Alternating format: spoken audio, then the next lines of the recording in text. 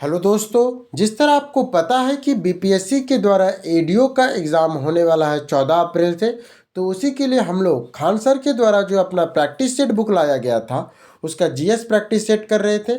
आज हम लोग चौथा इस बुक से चौथा सेट करेंगे और सिर्फ हम लोग क्वेश्चन आंसर नहीं करेंगे बल्कि इसका विस्तृत व्याख्या भी करेंगे, जिसमें लगभग में हर पॉइंट हर क्वेश्चन से 9 से 10 पॉइंट होगा। और ये सब किस में हो रहा है? तो ये सब आपका हो रहा है जो हम लोग बीपीएससी एडीओ के लिए जो 70 सेट करने जा रहे थे वो इसी का आज ये 7वां वीडियो है। तो चलिए शुरू करते हैं। और आप हमारे टेलीग्राम चैनल से जहाँ जरूर जुड़ जाइएगा, जहाँ पर मैं इसका पीडीएफ दे दूंगा। और आप ये जो अभी आप 100 क्वेश्चन देखिएगा विस्तृत व्याख्या के साथ, इसका आप टेस्ट देने के बाद आप इसका एमसीक्यू भी लगा सकते हैं, जिसे क्यूज कहते हैं, ताकि आपको और अच्छा से ये हो जाए। इसके लिए आप हमारा टेलीग्राम चैनल जरूर ज्वाइन कर लीजिएगा। चलिए चलिए आगे बढ़ते हैं।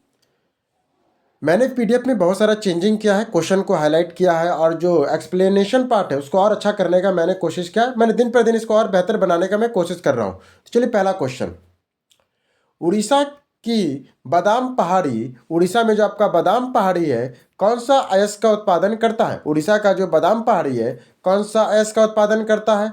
तो वो हेमेटाइट अयस्क का उत्पादन करता है। किसका करता है? हेमेटाइट अयस्क का उत्पादन करता है।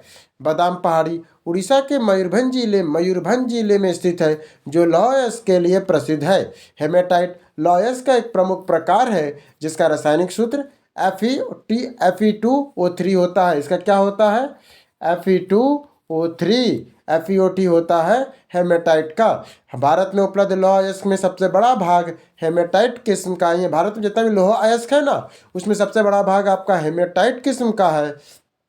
जबकि एंथनेसाइट कोयले का सबसे उच्चतम गुणवत्ता वाला किस्म है, ना कि लोहे का। जो एंथनेसाइट है वो कोयले का उच्चतम गुणवत्ता वाला है, और आपका जो हेमेटाइट है वो आपका लोहा अयस्क का उच्चतम गुणवत्ता लोहा का होता है। एंथनेसाइट कोयला का होता है। लोहा अयस्क की गुणवत्ता का अगर क्रम देखा जाए, माने लोहा अयस्क का जो गुणवत्ता है उसका अगर क्रम देखा जाए तो सबसे अच्छा आपको मैग्नेटाइट मिलेगा, जिसमें 70% तक लोहा होता है अयस्क में। फिर आता है हेमेटाइट 60 से 70%। फिर आता है लिमोनाइट 40 से 60%। फिर सिडेराइट 40% से कम होता है सिडेराइट में। भारत में सबसे बड़ा लौह अयस्क का भंडार उड़ीसा राज्य में स्थित है। भारत में सबसे बड़ा लौह अयस्क का भंडार कहाँ है? तो आपको उड़ीसा में मिलेगा। कुद्रेमुख लौह अयस्क खान कर्नाटक राज्य में स्थित है। कुद्रेमुख लौह अयस्क खान कहाँ पर है? तो ये कर्नाटक में आपको मिलेगा। बैलाडीला का खान जो छत्तीसगढ़ में है, एशिया के सबसे बड़ी कृत्रिम युक्त लौह अयस्क खान है। बैलाडीला का खान जो छत्तीसगढ़ में है वो एशिया की सबसे बड़ी यंत्रीकृत, माने कि यंत्रों के सहारे से लोहा अयस्क निकालते हैं, उसका खान है। जबकि हेमेटाइट को लाल अयस्क रेड और भी कहा जाता है। फिर उड़ीसा को अन्य प्रमुख क्षेत्र जो है देखा जाए तो लोहे के लिए कौन कौन है? गुरु मासी नारी और सुलायपत है। ये उड़ीसा में और कौन कौन लोह क्षेत्र है? तो गुरु मासी हारी, मसीनहारी और सुलायपत है। अगला क्वेश्चन है, भद्रावती लौह और इस्पात संयंत्र कहाँ स्थित है? जो भद्रावती लौह और इस्पात संयंत्र है वो कहाँ पर स्थित है? भद्रावती लौह और इस्पात संयंत्र ये कर्नाटक में आपको पड़ता है। आइए देखिए, भद्रावती लौह और इस्पात संयंत्र कर्नाटक के शिमोगा जिले में स्थित है। इसका वर्तमान नाम Visvesvaraya iron and steel plant हो गया है। इसकी स्थापना 18 जनवरी 1923 को मैसूर के दीवान सर एम विश्वेश्वरैया द्वारा किया गया था। यह संयंत्र भद्रा नदी के तट पर, संयंत्र कहाँ पर है? तो भद्रा नदी के तट पर है। इसका राष्ट्रीयकरण भारत और इस्पात प्राधिकरण सेल के विलय 1979 में हुआ था। भिलाई इस्पात संयंत्र छत्तीसगढ़ की स्थापना सोवियत संघ के सहयोग, रूस के सहयोग से हुआ था। जबकि राउरकेला इस्पात संयंत्र जो उड़ीसा में है इसकी स्थापना जर्मनी के सहयोग से। दुर्गापुर इस्पात संयंत्र पश्चिम बंगाल में है, वो ब्रिटेन की सहायता से। और बोकारो स्टील प्लांट जो झारखंड में है उसकी स्थापना 1964 में रूस के सहयोग से हुआ था। भारत का पहला लौह इस्पात कारखाना 1874 को कुल्टी पश्चिम बंगाल में स्थापित हुआ था। तीसरा नंबर क्वेश्चन है, स्वर्ण रेशा गोल्डन फाइबर किसे कहा जाता है? स्वर्ण रेशा गोल्डन फाइबर किसे कहा जाता है? तो इसे जूट को कहते, किसे कहते हैं? तो इसे जूट को कहते हैं। जूट पेस्टॉन, इसमें सुनहरे रंग का और आर्थिक महत्व के कारण स्वर्ण रेशा कहते हैं। जूट जो आपका पैटसॉन है या सुनहरे रंग का और आर्थिक महत्व के कारण स्वर्ण रेशा कहा जाता है। ये भारत विश्व में जूट का सबसे बड़ा उत्पादक देश है। बांग्लादेश विश्व में जूट का दूसरा सबसे बड़ा उत्पादक और सबसे बड़ा निर्यातक भी है। भारत पश्चिम बंगाल जूट उत्पादन में प्रथम स्थान पर है। कुल उत्पादन का 80% तो सिर्फ पश्चिम बंगाल में होता है। बिहार जूट उत्पादन में भारत में दूसरे स्थान पर आता है। जिस बिहार का भी कौन सा जगह, तो पूर्णिया और कटिहार प्रमुख क्षेत्र है। गोल्डन फाइबर क्रांति का संबंध जूट उत्पादन से, जो गोल्डन फाइबर क्रांति है वो भी जूट उत्पादन से। कपास को सफेद सोना, व्हाइट गोल्ड या सिल्वर फाइबर कहा जाता है। केंद्रीय जूट प्रौद्योगिकी अनुसंधान संस्थान CRI जेफ बैरकपुर पश्चिम बंगाल में स्थित है। केंद्रीय जूट प्रौद्योगिकी संस्थान कहाँ पर है, तो बैरकपुर पश्चिम बंगाल में स्थित है। भारतीय जूट निगम JCI की स्थापना 1971 में की गई थी, जूट और खरीफ फसलों में, जिसके लिए उष्ण और आर्द्र जलवायु की आवश्यकता होती है। क्वेश्चन नंबर 4, भारत के किस केंद्र शासित प्रदेश में 2011 में न्यूनतम जनसंख्या घनत्व था? आपको बताना है कौन सा ऐसा केंद्र शासित प्रदेश था जहां पे न्यूनतम जनसंख्या घनत्व था, तो वो है आपका अंडमान और निकोबार द्वीप समूह। कहाँ पर है, अंडमान और निकोबार द्वीप समूह। जनगणना 2011 के अनुसार अंडमान और निकोबार का जनसंख्या घनत्व सबसे कम 46 व्यक्ति प्रति वर्ग किलोमीटर है। यह केंद्र शासित प्रदेशों में सर्वाधिक जनसंख्या घनत्व और राष्ट्रीय राजधानी क्षेत्र दिल्ली 11,320 किलोमीटर है। जहां अंडमान निकोबार में 46 व्यक्ति रहता है प्रति वर्ग किलोमीटर में, वही दिल्ली में 11,320 व्यक्ति लोग रहते हैं। भारत के सभी राज्यों में सबसे कम जनसंख्या घनत्व अरुणाचल प्रदेश 17 व्यक्ति प्रति वर्ग किलोमीटर का है। भारत के सभी राज्यों में सर्वाधिक जनसंख्या घनत्व बिहार में 1106 व्यक्ति प्रति वर्ग किलोमीटर का है। भारत का राष्ट्रीय औसत जनसंख्या घनत्व 382 व्यक्ति प्रति वर्ग किलोमीटर है। लक्षद्वीप भारत का सबसे छोटा केंद्र शासित प्रदेश है जहां पे साक्षरता दर सर्वाधिक है। वही पुडुचेरी का लिंगानुपात सभी केंद्र शासित प्रदेशों में सबसे अच्छा 1037 है। वही आता 2011 की जनगणना के अनुसार भारत की 15वीं और स्वतंत्र भारत की 7वीं जनगणना 2011 में हुई थी। 2011 की जनगणना का शुभंकर प्रगणक शिक्षा का और नारा था हमारा भविष्य हमारी जनगणना, हमारा भविष्य हमारी जनगणना। भारत में घड़ियाल प्रजनन केंद्र कहाँ स्थापित किया गया? जो भारत में जो घड़ियाल प्रजनन केंद्र है वो कहाँ स्थापित किया गया है, तो वो आपको मुनेरा मध्य प्रदेश में है। घड़ियाल के लिए कहाँ पर बना है? मुनेरा मध्य प्रदेश में बना है। मुनेरा मध्य प्रदेश के देवरी में राष्ट्रीय चंबल अभयारण्य के तहत घड़ियाल प्रजनन केंद्र स्थित है। चंबल नदी को घड़ियालों का प्राकृतिक आवास माना जाता है। घड़ियाल का वैज्ञानिक नाम गेरबी गैनेटिशस है। IUCN के रेड लिस्ट में घड़ियाल गंभीर रूप से लुप्तप्राय क्रिटिकल इंडेंजर्ड की श्रेणी में रखा गया है। भारत में प्रोजेक्ट मगरमच्छ, कौन सा? प्रोजेक्ट मगरमच्छ की शुरुआत 1975 में हुआ था। भितरकनिका नेशनल पार्क उड़ीसा खारे पानी के मगरमच्छों के सॉल्ट वाटर क्रोकोडाइल्स के लिए प्रसिद्ध है। सुंदरवन पश्चिम बंगाल रॉयल बंगाल टाइगर और मैंग्रोव वन के लिए जाना जाता है। वही जिम कॉर्बेट राष्ट्रीय उद्यान भारत का पहला राष्ट्रीय उद्यान है जिसकी स्थापना 1936 में कब हुआ था? 1936 में, जिसका पुराना नाम हेली नेशनल पार्क था। जबकि नंदनकाना प्राणी उद्यान उड़ीसा में घड़ियाल प्रजनन के लिए जाना जाता है। दोस्तों, अगर आप यहाँ तक वीडियो देख रहे हैं इसका मतलब है कि आप एक सीरियस एस्पिरेंट है और आपको चाहिए जॉब। तो इसके लिए आपको करना होगा PYQ पे महारत। हाँ, इसके लिए हम लोग लेकर आए हैं PYQ का टेंशन खत्म और BPSC पूर्वावलोकन का एक बैच, जिसमें आपको मिलेगा जैसे आप ये पढ़ रहे हैं उसी का हम लोगों ने टेलीग्राम में MCQ के माध्यम से और बोर्ड के माध्यम से आपको ये पूरा का पूरा बुक कवर कराया जाएगा। एक भी क्वेश्चन छोड़ा नहीं जाएगा, जिसमें आपका टॉपिक वाइज और सब्जेक्ट वाइज फुल बुक होगा और जो एग्जाम रिलेटेड आपको व्याख्या भी मिलेगा। प्लस आपको जो अभी इसका जो बुक है इसका ओरिजिनल बुक का PDF और जो हम लोग इसके बुक का जो करवाते हैं, जिसका वीडियो सोल्यूशन करवाते हैं उसका PDF जो है, ये सभी आपको मिलेगा हमारे प्रीमियम टेलीग्राम चैनल में। इसके लिए आपको क्या करना होगा? इसके लिए आपको, अगर आपका इसका प्राइस तो 99 रुपये है, पर आप पहले 50 छात्रों में रहते हैं तो आपको इसका प्राइस 49 रुपये मिलेगा। और यकीन मानिए आखिरी में है इसका। अगर आपको ये बैच लेना है जिसमें आपको पूरा का पूरा बुक को MCQ माध्यम से प्रैक्टिस कर सकते हैं, जिसमें MCQ होगा, आप पूरा चैप्टर पढ़िए फिर MCQ लगाइए, चैप्टर पढ़िए MCQ लगाइए, जिससे कि आपका याद करने में आसानी हो और जितना बार चाहे उतना बार लगाइए। कोई एक बार नहीं लगाना, आपको जब चाहे तब लगाइए। उसके लिए आपको क्या करना होगा? 49 रुपये का पेमेंट करना होगा। ये हमारे टेलीग्राम चैनल में इसके बारे में और जानकारी है, तो आप वहाँ से जुड़ सकते हैं। तब तक के लिए चलिए आगे बढ़ते हैं। अगला 6 नंबर क्वेश्चन, हिमालय यू नामक औषधि पौधा भारत के निम्नलिखित में किस प्रांत में पाया जाता है? हिमालयन यू, कौन सा? हिमालयन यू नामक औषधि पौधा भारत के किस प्रांत में पाया जाता है? तो यह पाया जाता है हिमाचल प्रदेश और अरुणाचल प्रदेश में पाया जाता है। हिमालयन यू जो एक जिम्नोस्पर्म अनावृत बीजी औषधि पौधा है। यह मुख्य रूप से हिमाचल प्रदेश और अरुणाचल प्रदेश के उच्च पर्वतीय क्षेत्रों में पाया जाता है। इस पौधे की छाल, पत्ती और जड़ों में टैक्सोल नामक रासायनिक निकाला जाता है। टैक्सोल का उपयोग कैंसर, विशेषकर स्तन कैंसर के उपचार की दवाओं में किया जाता है।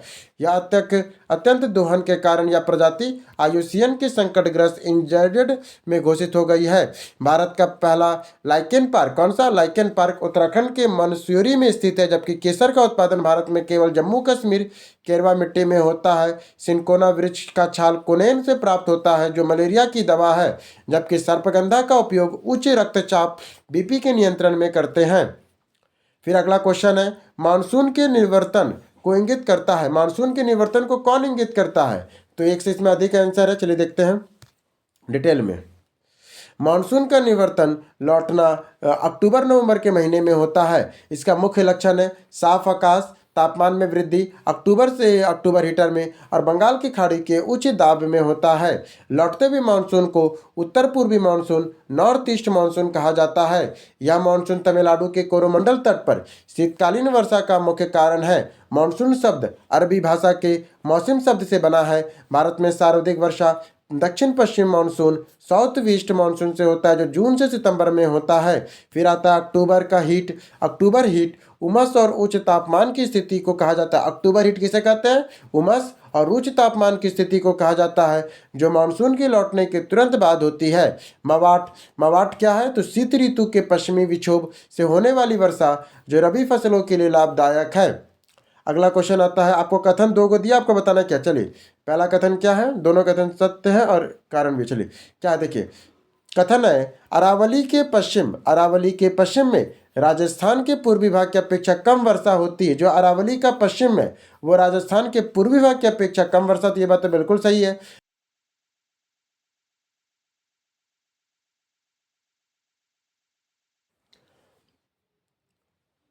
सॉरी, कथन क्या था? कारण क्या है? अरावली की दिशा दक्षिण पश्चिम मानसून की अरब सागरी शाखा के समानांतर है। जो अरावली की दिशा है वो दक्षिण पश्चिम मानसून की अरब सागर की शाखा के समानांतर है। ये इसका दम सही। देखिए इसका डिटेल, अरावली पर्वत विश्व की सबसे पुरानी वलित पर्वतमाला है। सबसे वलित पर्वत ओल्ड फोल्ड माउंटेन है। इसका विस्तार गुजरात से लेकर दिल्ली रायसीना हिल तक है, लगभग में 800 किलोमीटर। अरावली विस्तार कितना है? 800 किलोमीटर तक है। अरावली की दिशा दक्षिण पश्चिम से उत्तर पूर्व है जो अरब सागर मानसून की शाखा के समानांतर है। समानांतर होने के कारण यह मानसून हवाओं को रोकने में असमर्थ है, जिससे पश्चिमी राजस्थान थार में वर्षा नहीं हो पाती है। अरावली की सबसे ऊंची चोटी गुरु शिखर है जो 1722 मीटर जो माउंट आबू सिरोही में स्थित है। अरावली उत्तर भारत प्रायद्वीपीय भारत के बीच एक महान जल विभाजक वाटर डिवाइडेड का कार्य करती है। यह पर्वतमाला प्री कैम्ब्रियन एरा की है। अरावली के पश्चिम में लूनी नदी बहती है जो कच्छ के रण में विलुप्त हो जाती है। फिर आता है सूची 1 और सूची 2 को हम लोग को मिलाना है, तो चलिए मिलाते हैं। सबसे पहले भीमताल कहाँ पर है? तो भीमताल आपको मिलेगा टेक्टोनिक प्लेट में। ज्वालामुखी का ये सब मुख से निकला है, तो भीमताल टेक्टोनिक प्लेट में है। अष्टामुडी आपको मिलेगा अनुपिया पश्चिम जल में। गहना मिलेगा भूस्खलन में। और लोनार मिलेगा आपको ज्वालामुखी पहाड़ के मुख से। इसको डिटेल में अच्छा से पढ़ते हैं। भीमताल उत्तराखंड का यह विवर्तनिक टेक्टोनिक गतिविधि से निर्मित झील है जो कुमाऊं क्षेत्र में पड़ता है। भीमताल कहाँ पर है? उत्तराखंड में है। यह विवर्तनिक टेक्टोनिक गतिविधि से निर्मित झील है जो कुमाऊं क्षेत्र में पड़ता है। फिर आता अष्टमुडी जो केरल में है। यह लैगून या कयाल झील है जो वेबनाड भी केरल का है। वेबनाड झील भी कहाँ का है? केरल का है। फिर आता गोहना जिसको उत्तराखंड कहते हैं। यह भूस्खलन के कारण निर्मित झील है। जो गोहना जो है यह भी उत्तराखंड में है, जो भूस्खलन लैंडस्लाइड के कारण निर्मित झील है। फिर आपका लोनार जो सबसे फेमस भी है। लोनार महाराष्ट्र का यह क्रेटर झील है जो उल्कापात या ज्वालामुखी क्रिया से बनी है। जबकि चिल्का झील उड़ीसा भारत की सबसे बड़ी खारे पानी की लैगून झील है। चिल्का झील उड़ीसा में क्या है? भारत की सबसे बड़ी खारे पानी की लैगून झील है। फिर आता है वुलर झील, जम्मू कश्मीर भारत की सबसे बड़ी मीठे पानी की झील है। फिर आता है लोकटक झील, मणिपुर में विश्व का एकमात्र तैरता हुआ राष्ट्रीय उद्यान केबुल लामजाओ में स्थित है। फिर आता है सांबर झील, राजस्थान में भारत की सबसे बड़ी अंतर्देशीय खारे पानी की झील है। फिर आता है पुलिकट झील, जो आंध्र प्रदेश और तमिलनाडु की सीमा पर स्थित है। आइए 10वां नंबर क्वेश्चन, चुंबी घाटी कहाँ स्थित है? जो चुंबी घाटी है वो कहाँ पर है? वो सिक्किम और तिब्बत के मध्य में आपको चुंबी घाटी मिलेगा। चुंबी घाटी कहाँ मिलेगा? सिक्किम और तिब्बत के मध्य में आपको चुंबी घाटी मिलेगा। आइए व्याख्या पढ़ते हैं। चुंबी घाटी सिक्किम भारत और भूटान और तिब्बत चीन के ट्राई जंक्शन पर स्थित है। यह रणनीतिक रूप से भारत के सिलीगुड़ी कॉरिडोर के करीब है। 2017 के डोकलाम विवाद इसी घाटी के पास के क्षेत्र से संबंधित था। जेपला दर्रा और नाथुला दर्रा चुंबी घाटी के प्रमुख मार्ग है। जेपला दर्रा और नाथुला दर्रा चुंबी घाटी के प्रमुख मार्ग है, जबकि नाथुला दर्रा रेशम मार्ग सिल्क रूट का हिस्सा था, जो 1962 में बंद हो गया और 2006 में पुनः खोला गया था। तवांग घाटी, सबसे इंपॉर्टेंट, तवांग घाटी अरुणाचल प्रदेश में स्थित है और यह प्रसिद्ध बौद्ध मठ के लिए है। जबकि नुब्रा घाटी लद्दाख में स्थित है, जो सियाचिन ग्लेशियर के प्रवेश द्वार है। जबकि गलवान घाटी लद्दाख में स्थित है, जो 2020 में भारत और चीन के झड़प का केंद्र भी था। अब आइए 11 नंबर क्वेश्चन, और यकीन मानिए बहुत इंपॉर्टेंट है। काला पानी विवाद किन दो प्रदेश देशों में के मध्य होता था? जो काला पानी विवाद है वो किन दो देशों के मध्य स्थित है? तो ये नेपाल और भारत के मध्य काला पानी विवाद है। आइए डिटेल में देखते हैं।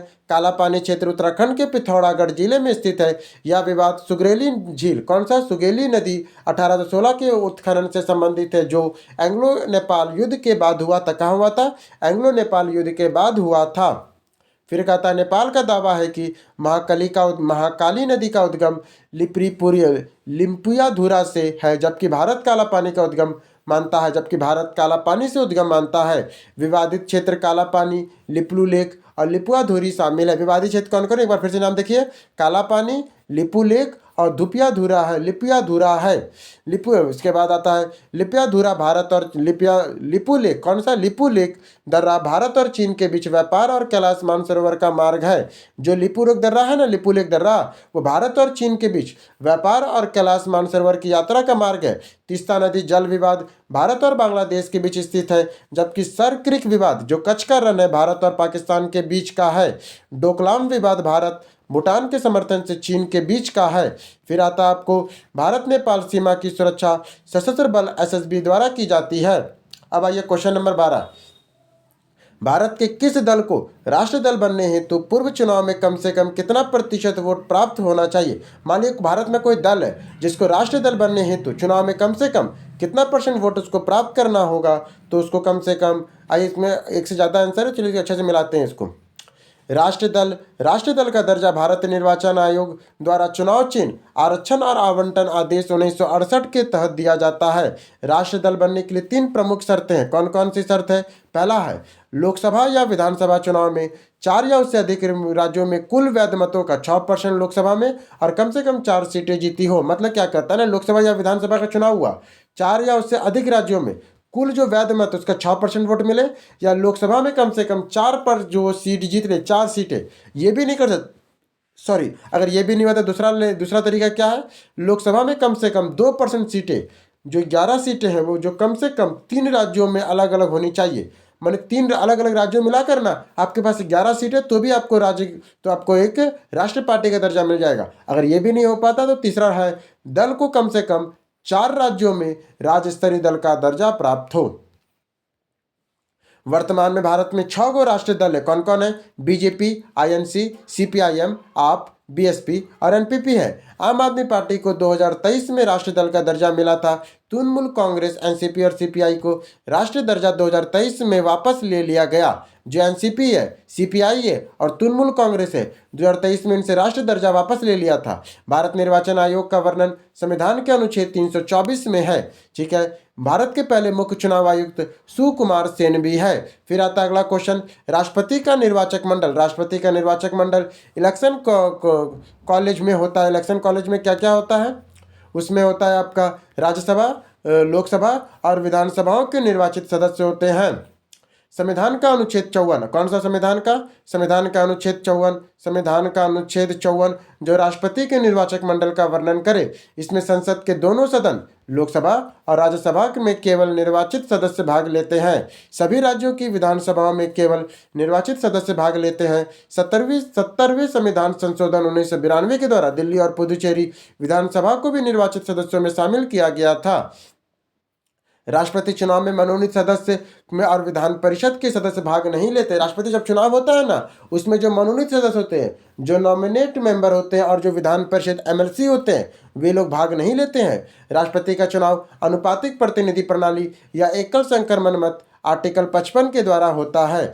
राष्ट्रपति पे महाभियोग आर्टिकल 61 के तहत लाया जाता है। फिर आता है महाभियोग में संसद के सभी सदस्य निर्वाचित और मनोनीत भाग लेते हैं, लेकिन विधानसभा के सदस्य नहीं लेते हैं। महाभियोग जब चलेगा, राष्ट्रपति अपना त्याग पत्र उपराष्ट्रपति को सौंपता है। आइए 14 नंबर क्वेश्चन देखें। भारत में किसी विधि का शासन रूल ऑफ लॉ के कार्य परीक्षण और मूल्यांकन हेतु मानक निम्न में से मुख्यतः किसमें पाया जाता है? तो किसमें पाया जाता है? ये आपका संविधान की प्रस्तावना में पाया जाता है।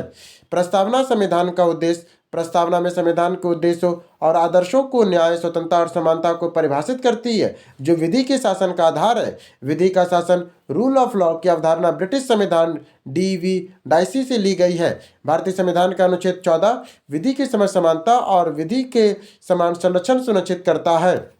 प्रस्तावना को संविधान की आत्मा ठाकुरदास भार्गव और प्रस्तावना को संविधान की आत्मा ठाकुरदास भार्गव ने कहा और परिचय पत्र एस.एन. पखीवाला ने कहा था। परिचय पत्र किसने कहा था?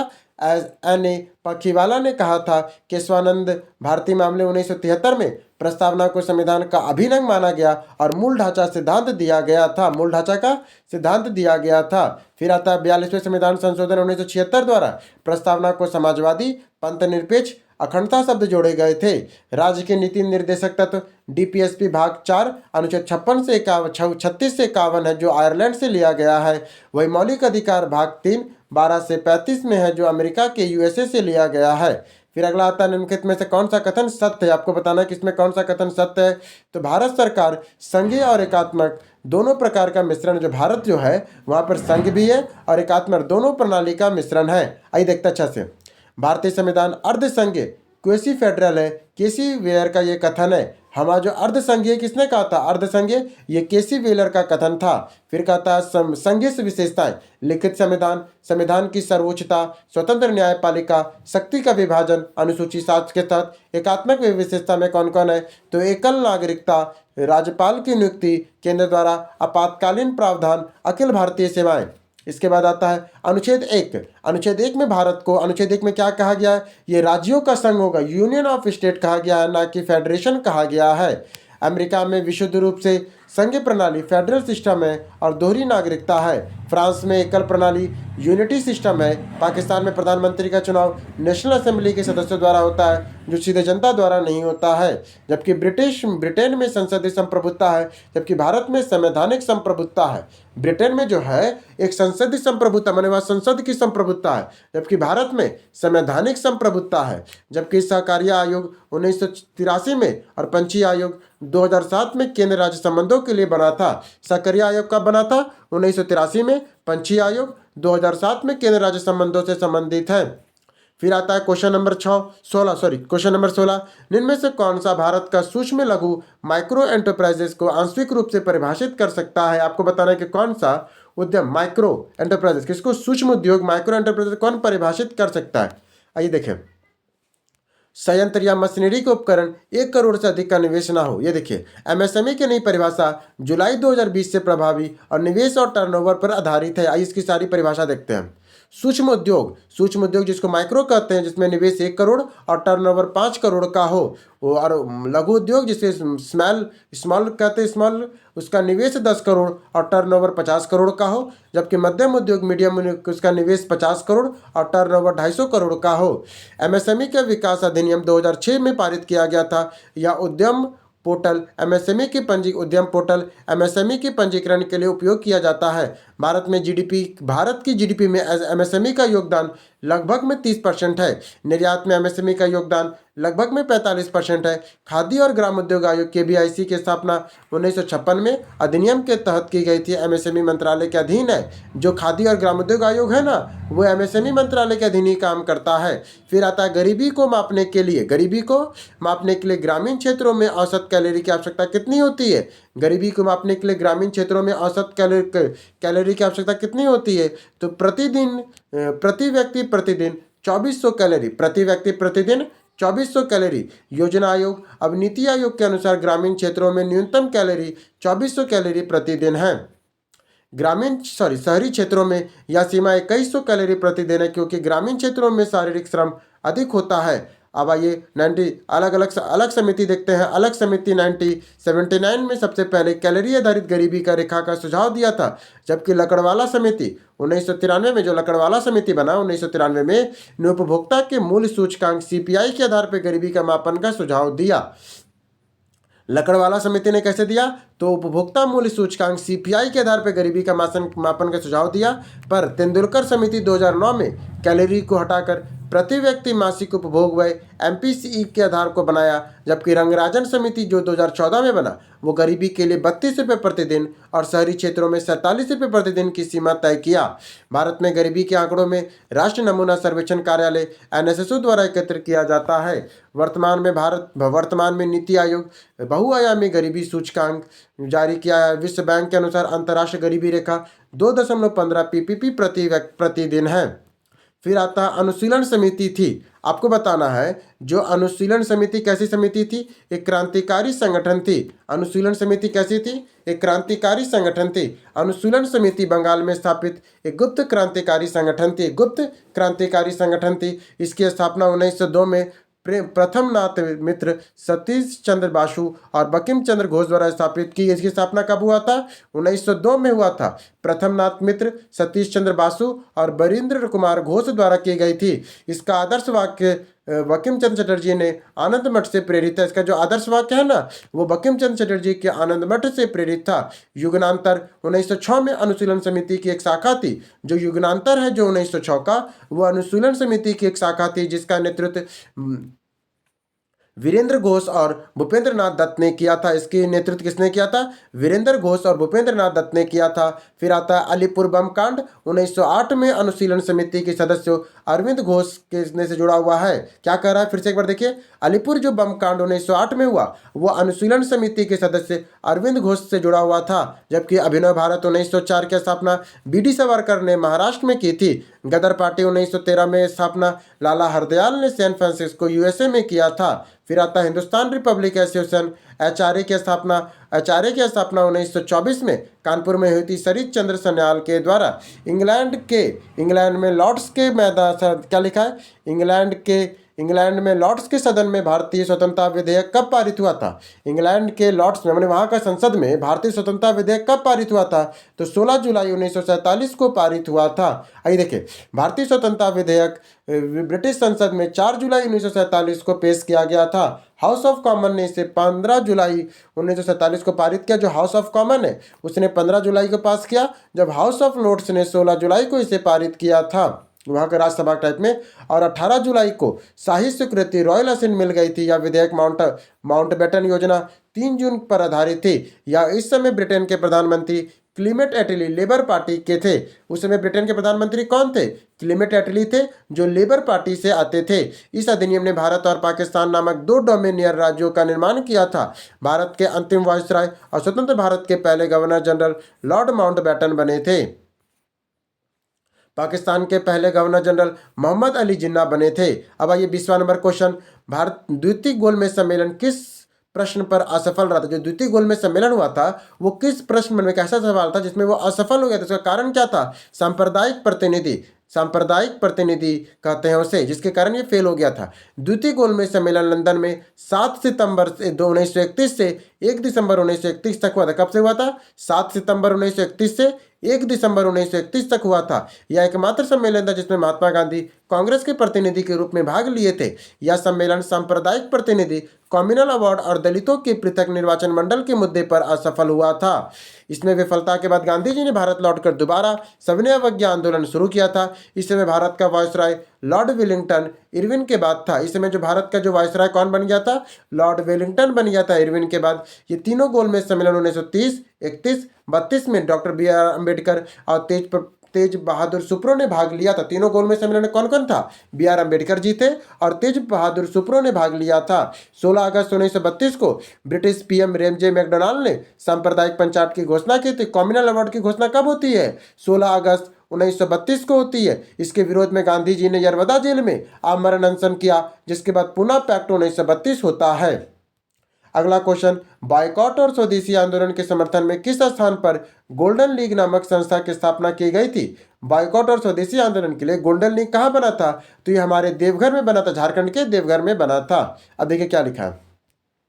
गोल्डन लीग की स्थापना 1904 में देवघर, तत्कालीन बिहार और वर्तमान में झारखंड में हुई थी। इसका उद्देश्य स्वदेशी और बहिष्कार आंदोलन को आगे बढ़ाना और क्रांतिकारी गतिविधियों का समर्थन देना था। स्वदेशी आंदोलन की घोषणा 7 अगस्त 1905 को कलकत्ता में टाउन हॉल में की गई थी। यह आंदोलन लॉर्ड कर्जन द्वारा 1905 में किए गए बंगाल विभाजन के विरोध में हुआ था। बंगाल विभाजन के विरोध में हुआ था। 16 अक्टूबर 1905 को बंगाल विभाजन प्रभावी हुआ था, जिसे शोक दिवस के रूप में मनाया गया था। रविन्द्रनाथ टैगोर ने इस अवसर पर अमर सोनार बांग्ला लिखा था, जो बाद में बांग्लादेश का राष्ट्रगान बना। जबकि वीरेंद्र कुमार घोष, भूपेंद्र नाथ दत्त का संबंध देवघर की क्रांतिकारी गतिविधियों से है। बिहार में स्वदेशी आंदोलन का प्रभाव मुजफ्फरपुर, पटना, दरभंगा जैसे क्षेत्रों में भी देखा गया था। फिर आता 22 नंबर में से कौन सा वर्ष स्थान अखिल भारतीय कांग्रेस के कमेटी की बैठक को दर्शाता है, जहां संसदीय बोर्ड का गठन का फैसला लिया गया है। आपको बताना कि कौन सा वर्ष और स्थान है जहां कौन सा वर्ष और स्थान है अखिल भारतीय कांग्रेस कमेटी की बैठक को दर्शा जहां संसदीय बोर्ड का गठन का फैसला लिया गया। मैंने से कहां पर संसदीय बोर्ड बनेगा से गठन का फैसला लिया गया था? तो पटना 1934 में। मई 1934 में पटना में अखिल भारतीय कांग्रेस कमेटी की बैठक हुई थी। इस बैठक में कांग्रेस ने चुनाव में भाग लेने के लिए एक संसदीय बोर्ड, पार्लियामेंट्री बोर्ड का गठन को मंजूरी दिया था। इसी समय 1934 में पटना में कांग्रेस सोशलिस्ट पार्टी CSP की स्थापना जयप्रकाश नारायण और आचार्य नरेंद्र देव द्वारा की गई थी। भारतीय राष्ट्र कांग्रेस ने 1934 में वार्षिक अधिवेशन बंबई में हुआ और 1934 का वार्षिक अधिवेशन बंबई में हुआ, जिसकी अध्यक्षता डॉक्टर राजेंद्र प्रसाद ने की थी। फिर आता 1920 के नागपुर अधिवेशन में कांग्रेस का संविधान का परिवर्तन किया और असहयोग आंदोलन और प्रस्तावना की पुष्टि की गई। अध्यक्ष C. राघवाचार्य थे। कांग्रेस के संविधान में परिवर्तन कब हुआ था? तो 1920 के नागपुर अधिवेशन में, और यहीं पर असहयोग आंदोलन का प्रस्ताव भी पारित हुआ था। और इसके अध्यक्ष कौन थे 1920 में? V. राघवाचार्य थे। कौन थे? V. राघवाचार्य थे। फिर आता 1925 का कानपुर अधिवेशन, सरोजिनी नायडू की अध्यक्ष बनी थी और प्रथम भारतीय महिला अध्यक्ष बनी थी। प्रथम भारतीय महिला, याद रखिएगा। 17 में एनी बेसेंट बनी है, पर वो विदेशी थी। 1922 में गया अधिवेशन में देशबंधु चित्तरंजन दास की अध्यक्षता में हुई थी और बिहार का यह दूसरा अधिवेशन था। जबकि 1912 में बांकीपुर पटना में अधिवेशन हुआ। एहसान मधुलकर ने अध्यक्षता, और बिहार का पहला अधिवेशन था। बिहार में पहला कब हुआ? 1912 में। किसने किया था? एहसान मधुलकर ने। 1922 में गया में हुआ, जो देशबंधु चित्तरंजन दास की अध्यक्षता में की गई थी। अगर आपको स्पीड ज़्यादा लग रहा हो तो प्लीज़ इसको कम कर लीजिए, क्योंकि बहुत ज़्यादा कंटेंट है, 95 पेज है, तो टाइम का भी लिमिट है ना, इसी कारण। आइए 23 नंबर, निम्नलिखित में से किसने 1857 के विद्रोह में सक्रिय भाग लिया था? किसने 1857 के विद्रोह में सक्रिय भाग लिया था? तो कौन लिया था? ये सभी थे। चलिए इसको अच्छा से पढ़ते हैं। 1857 की क्रांति में नाना साहेब ने कानपुर से नेतृत्व किया था। वास्तविक कमान तात्या टोपे के हाथों में था। नाना साहब ने कानपुर से किया, पर वास्तविक किसके पास था? तात्या टोपे के पास था। बेगम हजरत मान लखनऊ अवध से विद्रोह का नेतृत्व की थी। उसका पुत्र बर्जियस कादिर का नवाब घोषित किया गया। किसे किया गया था नवाब को? बर्जिस कादिर को नवाब घोषित किया गया था। मौलवी अहमदुल्लाह ने फैजाबाद से नेतृत्व किया और अंग्रेजों के खिलाफ जिहाद का नारा दिया। बिहार के जगदीशपुर में 80 वर्षीय बाबू कुंवर सिंह के नेतृत्व किया था। बिहार के जगदीशपुर में 80 वर्षीय बाबू कुंवर सिंह ने नेतृत्व किया था। झांसी से रानी लक्ष्मीबाई ने, दिल्ली से बहादुर शाह जफर बख्त खान ने नेतृत्व किया था। 1857 के विद्रोह के समय भारत के गवर्नर जनरल लॉर्ड कैनिंग थे और विद्रोह की शुरुआत 10 मई 1857 को मेरठ से हुई थी। वीडी सावरकर ने इसे भारत का प्रथम स्वतंत्रता संग्राम कहा था। अब आता है 24 नंबर क्वेश्चन, किस घटना को राष्ट्रीय स्वतंत्रता का मुस्लिम योद्धा माना जाता है? किसे मानते हैं? वहाबी आंदोलन को। क्वेश्चन क्या करा, किस घटना को राष्ट्रीय स्वतंत्रता का मुस्लिम युद्ध माना जाता था? तो वहाबी आंदोलन को मुस्लिम युद्ध माना जाता था। आइए डिटेल में पढ़ते हैं। वहाबी आंदोलन 1820 से 1870 में एक पुनः स्थापनवादी इस्लामी आंदोलन था। इसके प्रवर्तक रायबरेली के सैयद अहमद बरेली थे। भारत में इस आंदोलन का मुख्य केंद्र पटना सादिकपुर था। इसका प्रारंभिक उद्देश्य पंजाब में सिखों के विरुद्ध, बाद में अंग्रेजों के विरुद्ध दाउल हब को दाउल इस्लाम में बदलना था। इसमें 1857 के विद्रोह की पृष्ठभूमि तैयार करने के लिए सशक्त धार्मिक राजनीतिक आंदोलन माना जाता था। फिर आता है वहाबी अलीगढ़ आंदोलन 1875 में सर सैयद अहमद खान द्वारा किया गया था और एक ये सुधारवादी आंदोलन था। खिलाफत आंदोलन 1919 अली बंधु शौकत अली मोहम्मद अली द्वारा तुर्की के खलीफा के समर्थन से चलाया गया था। विलायत अली इनायत अली पटना के प्रमुख वहाबी नेता थे। अब आइए 25 नंबर क्वेश्चन देखें। बहिष्कृत भारत जनरल, कौन सा? बहिष्कृत भारत जनरल किसने शुरू किया था? तो ये बाबा साहेब अम्बेडकर ने किया था। किसने किया था? बाबा साहेब अम्बेडकर ने किया था। बहिष्कृत भारत पाक्षिक पत्रिका की शुरुआत 3 अप्रैल 1927 को कब किया गया था? 3 अप्रैल 1927 को डॉक्टर भीमराव अम्बेडकर ने किया था। डॉक्टर अम्बेडकर और अन्य प्रमुख पत्रिकाएं कौन कौन है? तो मूक नायक 1920 को, समता 1929 को, जनता 1930 को, प्रबुद्ध भारत 1956 को किया था। उन्होंने 1924 में बहिष्कृत हितकर्णी सभा की स्थापना की थी। ज्योतिबा फुले ने गुलामगिरी 1873 में पुस्तक लिखी और सत्यशोधक समाज की स्थापना की थी। बाल गंगाधर तिलक ने केसरी मराठी में और मराठा अंग्रेजी समाचार पत्रों का संपादन किया था। डॉक्टर अम्बेडकर ने तीनों गोलमेज सम्मेलन 1930 से 32 में भाग लेने वाले नेता थे। 1932 को पूना पैक्ट गांधी जी और अम्बेडकर के बीच हुआ था। संविधान के प्रारूप समिति ड्राफ्टिंग कमेटी के अध्यक्ष डॉक्टर अम्बेडकर थे। फिर आता है क्वेश्चन नंबर 26, प्राचीन स्मारक संरक्षण अधिनियम 1904 में किस गवर्नर जनरल के समय पारित हुआ था? तो लॉर्ड कर्जन के समय। प्राचीन स्मारक संरक्षण अधिनियम 1904 कब पारित हुआ था? लॉर्ड कर्जन के समय पारित हुआ था। आइए डिटेल में पढ़ते हैं। भारतीय पुरातत्व सर्वेक्षण ASI को लॉर्ड कर्जन के कार्यकाल में 1899 से 1905 में पुनः जीवित और सुदृढ़ किया गया। प्राचीन स्मारक संरक्षण अधिनियम 1904 का उद्देश्य ऐतिहासिक इमारतों की सुरक्षा और मरम्मत करना था। लॉर्ड कर्जन को औरंगजेब के समान निरंकुश शासक गोपाल कृष्ण गोखले को माना जाता है। क्या कहते हैं? लॉर्ड कर्जन को औरंगजेब के समान निरंकुश शासक गोपाल कृष्ण गोखले ने माना था। और कर्जन के लिए अन्य कार्य कौन कौन थे? बंगाल विभाजन 1905 को, पुलिस आयोग एड्रू फोजेल 1902 को, विश्वविद्यालय अधिनियम 1904 को किया था। भारतीय पुरातत्व सर्वेक्षण के जनक अलेक्जेंडर कनिंघम जिसने 1861 में माने जाते हैं। लॉर्ड हेडिंग के समय 1911 में बंगाल विभाजन को रद्द हुआ और राजधानी दिल्ली स्थानांतरित हुई थी। लॉर्ड लिथिंगो को 1936 से 44 के समय भारत छोड़ो आंदोलन 1942 में हुआ था। लॉर्ड मिंटो द्वितीय 1905 से 10 के समय मार्ले मिंटो सुधार 1909 में, मुस्लिम लीग की स्थापना 1906 में हुई थी। अब आई 27 नंबर क्वेश्चन, प्रारंभिक भौगोलिक खोजों के परंपरागत मत क्या है? क्या क्या मत है? तो बहुत सारा कारण देखिए। 15वीं और 16वीं शताब्दी में भौगोलिक खोजों के पीछे 3G सिद्धांत प्रमुख है। जी मतलब गॉड, ईश्वर या धर्म प्रचार, गोल्ड सोना या आर्थिक लाभ, या गुरय यश या साम्राज्य का विस्तार करना।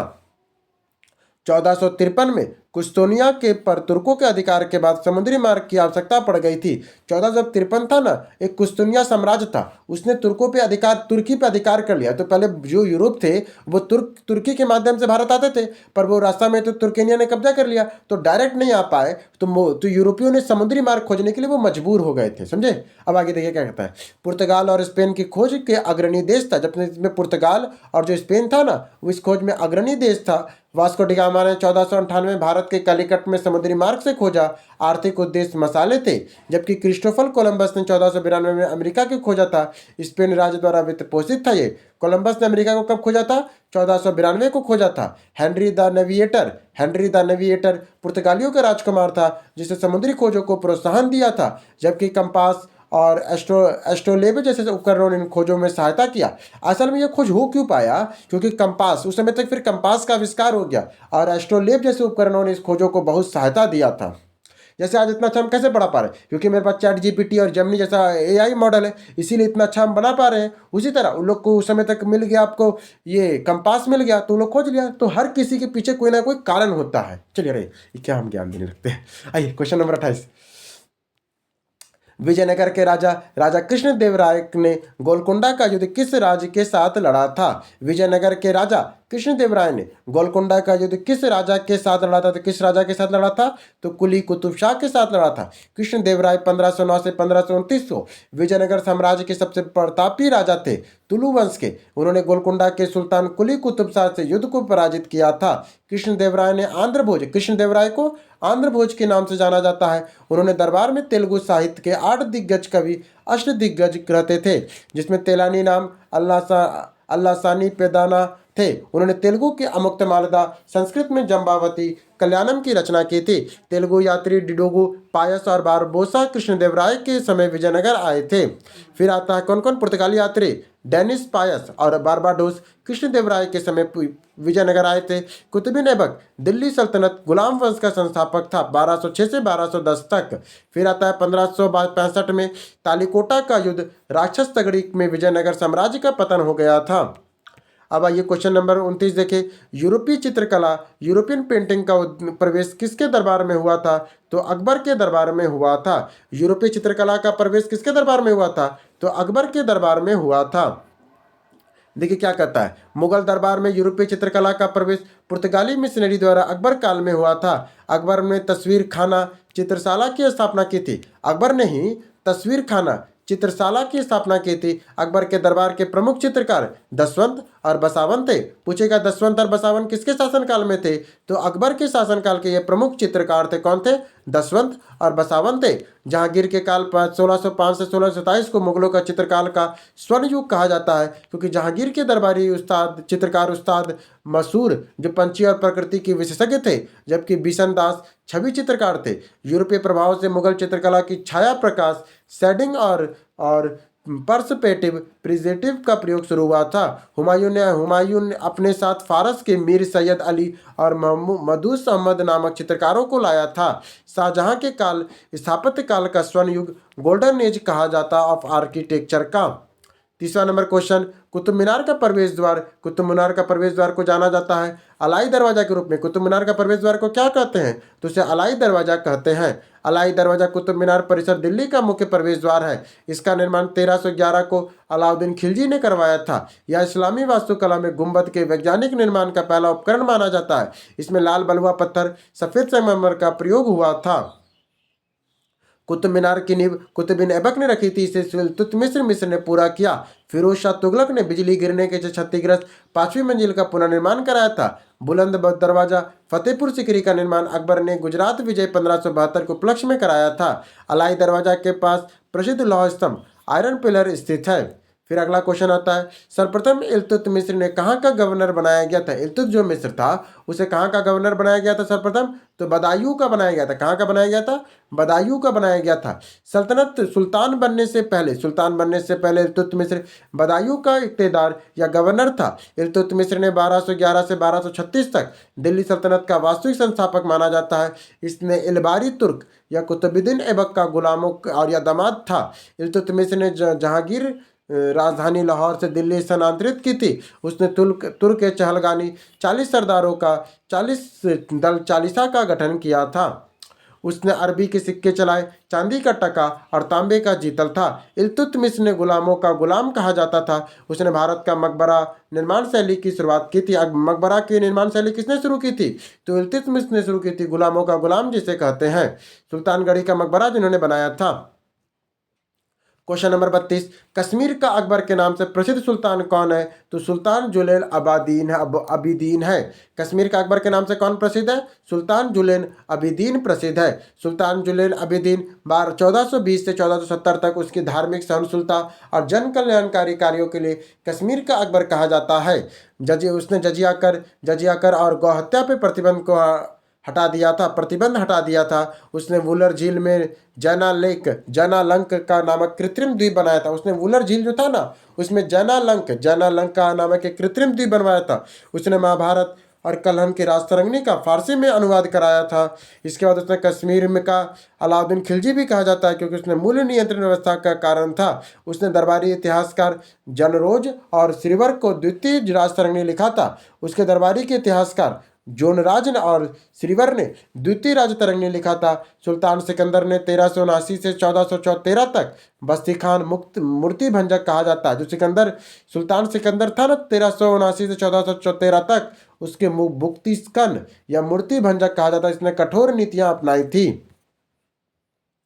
फिर आता है 33 नंबर क्वेश्चन, झांसी के पास देवगढ़ का मंदिर या इलाहाबाद के पास गढ़वा मंदिर में बनी मूर्तियां किस काल के महत्वपूर्ण अवशेष है? तो ये गुप्त काल के हैं। कहाँ के हैं? तो ये गुप्त काल के हैं। देवगढ़ ललितपुर यूपी के दशावतार मंदिर गुप्तकालीन वास्तुकला का उत्कृष्ट उदाहरण है। यह भारत का पहला शिखर युक्त मंदिर और पंचानन शैली का मंदिर है। गढ़वा का प्रयागराज या इलाहाबाद में भी गुप्तकालीन प्रस्तर मूर्तियां और अभिलेख मिले हैं। गुप्त काल 1319 से 1540 ईस्वी में भारतीय कला और साहित्य का स्वर्ण युग कहा जाता है। अजंता की गुफा नंबर 16, 17 और 19 अजंता गुफाओं में गुप्तकालीन चित्रकला का उदाहरण है। सुल्तानगंज बिहार में स्थित बौद्ध के तांबे और मूर्ति गुप्त काल की है। इसमें क्या है? तो सुल्तानगंज बिहार में प्राप्त बौद्ध के तांबे और मूर्ति गुप्त काल की है। भीतर गांव कानपुर में मंदिर ईंटों से निर्मित गुप्तकालीन मंदिर है। राष्ट्रकूट कला का उदाहरण एरेला का कैलाश मंदिर कृष्ण प्रथम द्वारा निर्मित है। फिर अगला क्वेश्चन आता है 34 नंबर, मौर्य काल में किसने नागार्जुन पहाड़ियों के कुछ गुहा विहार का निर्माण कराया था? तो दशरथ ने। मौर्य काल में जो नागार्जुन पहाड़ियां थी, उसमें कुछ गुहा विहारों का, माने गुफा के अंदर जो रहने के लिए होता है ना, उसे गुहा विहार कहते हैं। गुहा विहार का निर्माण कराया था। तो ये सब दशरथ ने कराया था। किसने कराया था? दशरथ ने कराया था। देखिए, दशरथ मौर्य अशोक का पौत्र ने बिहार के जहानाबाद जिले में नागार्जुन पहाड़ियों में कई गुफाओं का निर्माण कराया था। ये गुफाएं गोपी गुफा, विदिति गुफा और बपिया गुफा आजीवक संप्रदाय के दान को दी गई थी। अशोक ने के पास ही बराबर की पहाड़ियां में सुदामा और कर्ण चौपर गुफाएं भी बनाई थी। मौर्यकालीन गुफाएं अपने उच्च कोटि की पॉलिश ओपन के लिए प्रसिद्ध थी। उच्च कोटि के पॉलिश या ऊपर के लिए प्रसिद्ध थी। आजीवक संप्रदाय के संस्थापक मोखली गौसल थे। मौर्य वंश के संस्थापक चंद्रगुप्त मौर्य थे, जिन्होंने जैन धर्म को स्वीकार के संलेखना विधि से मृत्यु हुआ था। अशोक के कलिंग युद्ध 261 ईसा पूर्व में बौद्ध धर्म को अपनाया था। अब आइए 35 नंबर क्वेश्चन, उस वृहत संहिता का लेखक कौन है जिसने ज्योतिष ग्रह और चलन और रत्नों के मनियों के रिवाजों के घरेलू संबंधों का वर्णन किया है? तो किसने किया है? उसने किया है वारामिहिर ने किया है। वारामिहिर गुप्त काल में चंद्रगुप्त द्वितीय विक्रमादित्य के नवरत्नों में से एक था। उनकी प्रमुख रचना है वृहत संहिता, जिसे विश्वकोश भी कहते हैं। पंच सिद्धांतिका, वृज जातक और लघु जातक कहते हैं।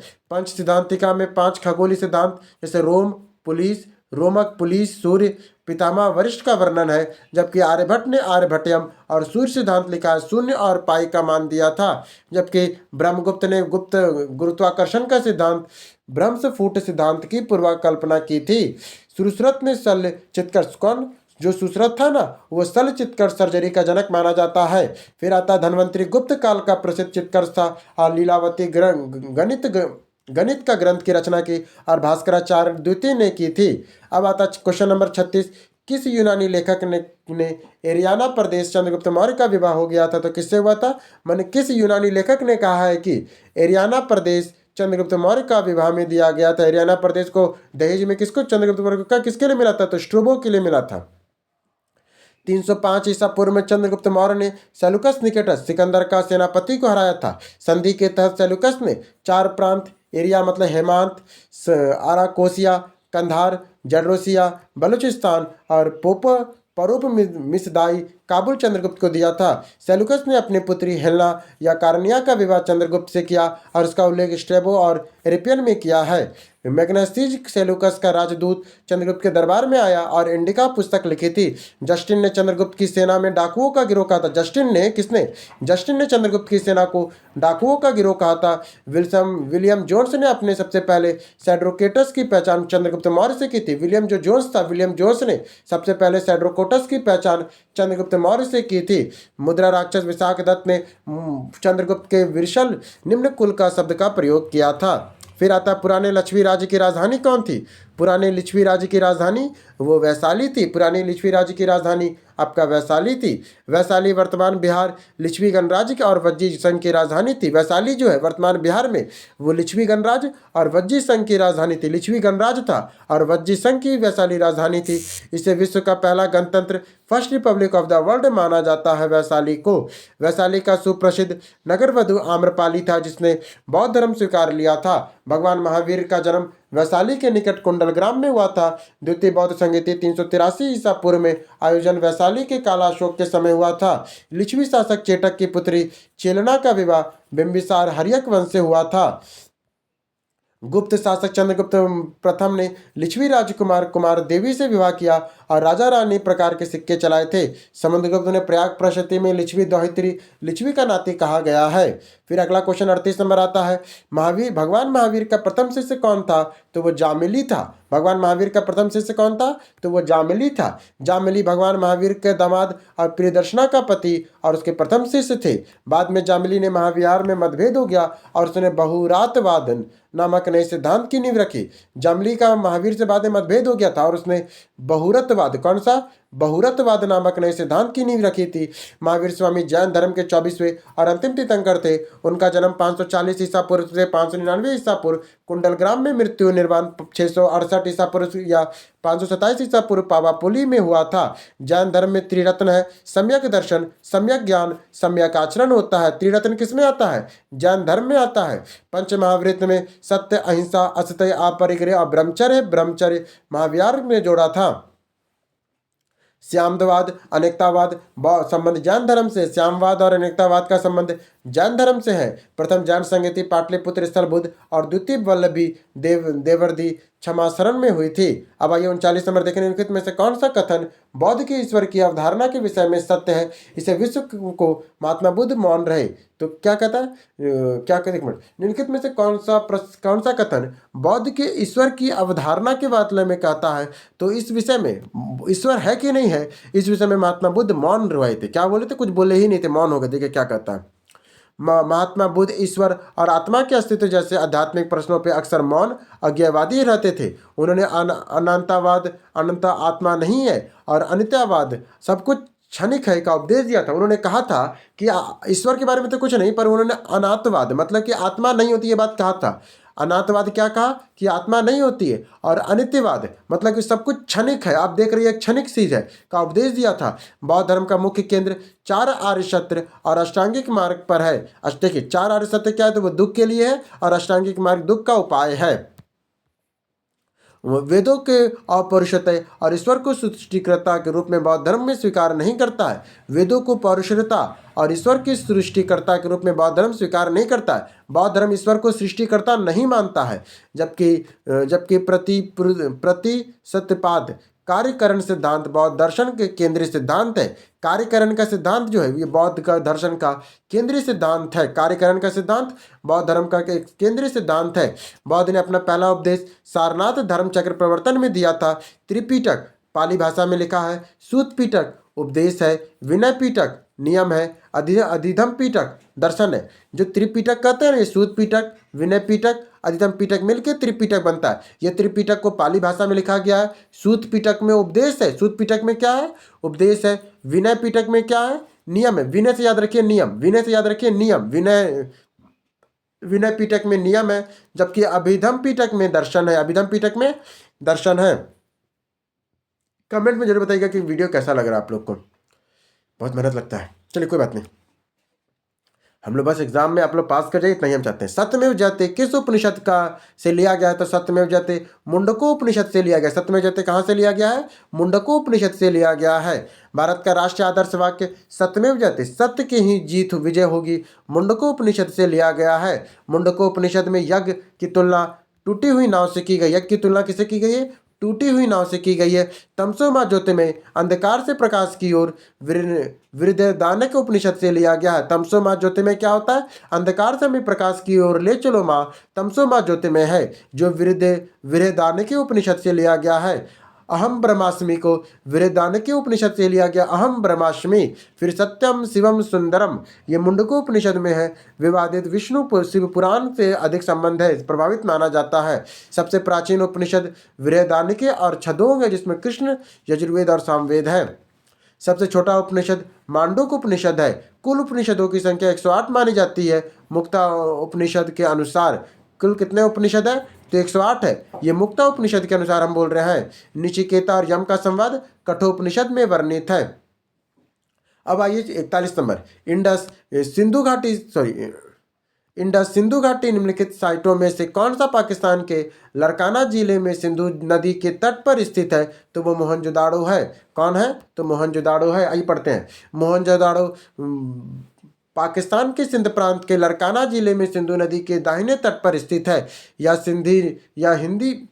सिंधी भाषा में मोहनजोदाड़ो का अर्थ मृतकों का टीला होता है। इसकी खोज 1922 में राखल दास बनर्जी, R.D. बनर्जी ने की थी। यह विशाल स्नानागार, अन्नागार और कासे की नर्तक की मूर्ति, ब्रॉन्ज डांसिंग गर्ल की मूर्ति मिली थी। यहाँ से पशुपति शिव, आर्य शिव के मोहर और दाढ़ी वाले पुजारी के पत्थर की मूर्ति भी प्राप्त हुई है। यह यूनेस्को का विश्व धरोहर स्थल की सूची में शामिल है। हड़प्पा पाकिस्तान भारत के प्रांत में रावी नदी के तट पर स्थित है और इसकी खोज दयाराम साहनी ने 1921 में किया था। लोथर गुजरात के भोगवा नदी के तट पर स्थित एक बंदरगाह शहर है। सिंधु घाटी सभ्यता एक कांस्य युगीन ब्रॉन्ज एज सभ्यता है।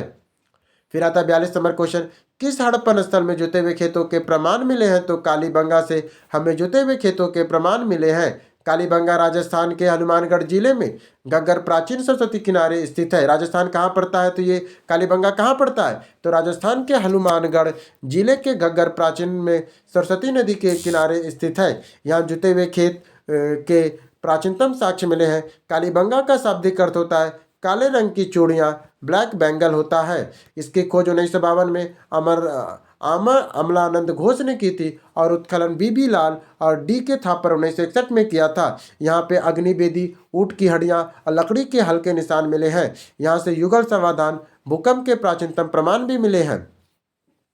बनवाली हरियाणा में मिट्टी का बना हुआ हल टॉय प्रगस मिला है। धौलावीरा गुजरात में उत्खनन का जल प्रबंधन और साइन बोर्ड के लिए प्रसिद्ध है। फिर आता है आपका 43 नंबर क्वेश्चन, 1420 ईस्वी में विजयनगर साम्राज्य के भ्रमण करने वाले पर्यटक निकोलो कॉटी कौन था? तो वो इटली का निवासी था। निकोलो कॉटी कौन था? इटली का निवासी था। निकोलो कॉटी इतवाल व्यापारी और यात्री था। इसने 1420 से 21 में विजयनगर के शासक देवराय प्रथम संगमवंश के शासन काल की यात्रा की थी। इसने विजयनगर शहर, वहाँ के त्यौहार, दीपावली, नवरात्रि और सती प्रथा का वर्णन किया है। अब्दुल रजाक फारस का या देवराय द्वितीय के दरबार में आया था। इसने डेमिगो पारस पुर्तगाल और कृष्ण देवराय के शासनकाल में आया था। फिर आता है फोनोज नुनीज, पुर्तगाल व औचित्य कृष्ण देवराय के समय आया और घोड़ों के व्यापार का विवरण किया था। फिर आता है बारबोसा कहाँ से आया? तो बारबोसा पुर्तगाल से आया था। इसने कृष्ण देवराय के समय विजयनगर की यात्रा की थी। बारबोसा जो पुर्तगाल से आया, इसने भी कृष्ण देवराय के समय विजयनगर साम्राज्य की यात्रा की थी। जबकि विजयनगर साम्राज्य की स्थापना 1336 में हरिहर और बुका ने की थी। हम्पी विजयनगर की राजधानी तुंगभद्रा नदी के किनारे स्थित है। किसके किनारे है? तो तुंगभद्रा नदी के किनारे है। अब आता है 44 नंबर क्वेश्चन, निम्न में से कौन कौन से खनिज बिहार में मिलते हैं? आपको बताना है कि कौन कौन सा खनिज है जो बिहार में मिलता है। तो हमें क्या क्या मिलता है? केवल 1 और 2 हमें कोयला और लोहा मिलता है। कोयला और लोहा सिर्फ हमें बिहार में मिलता है।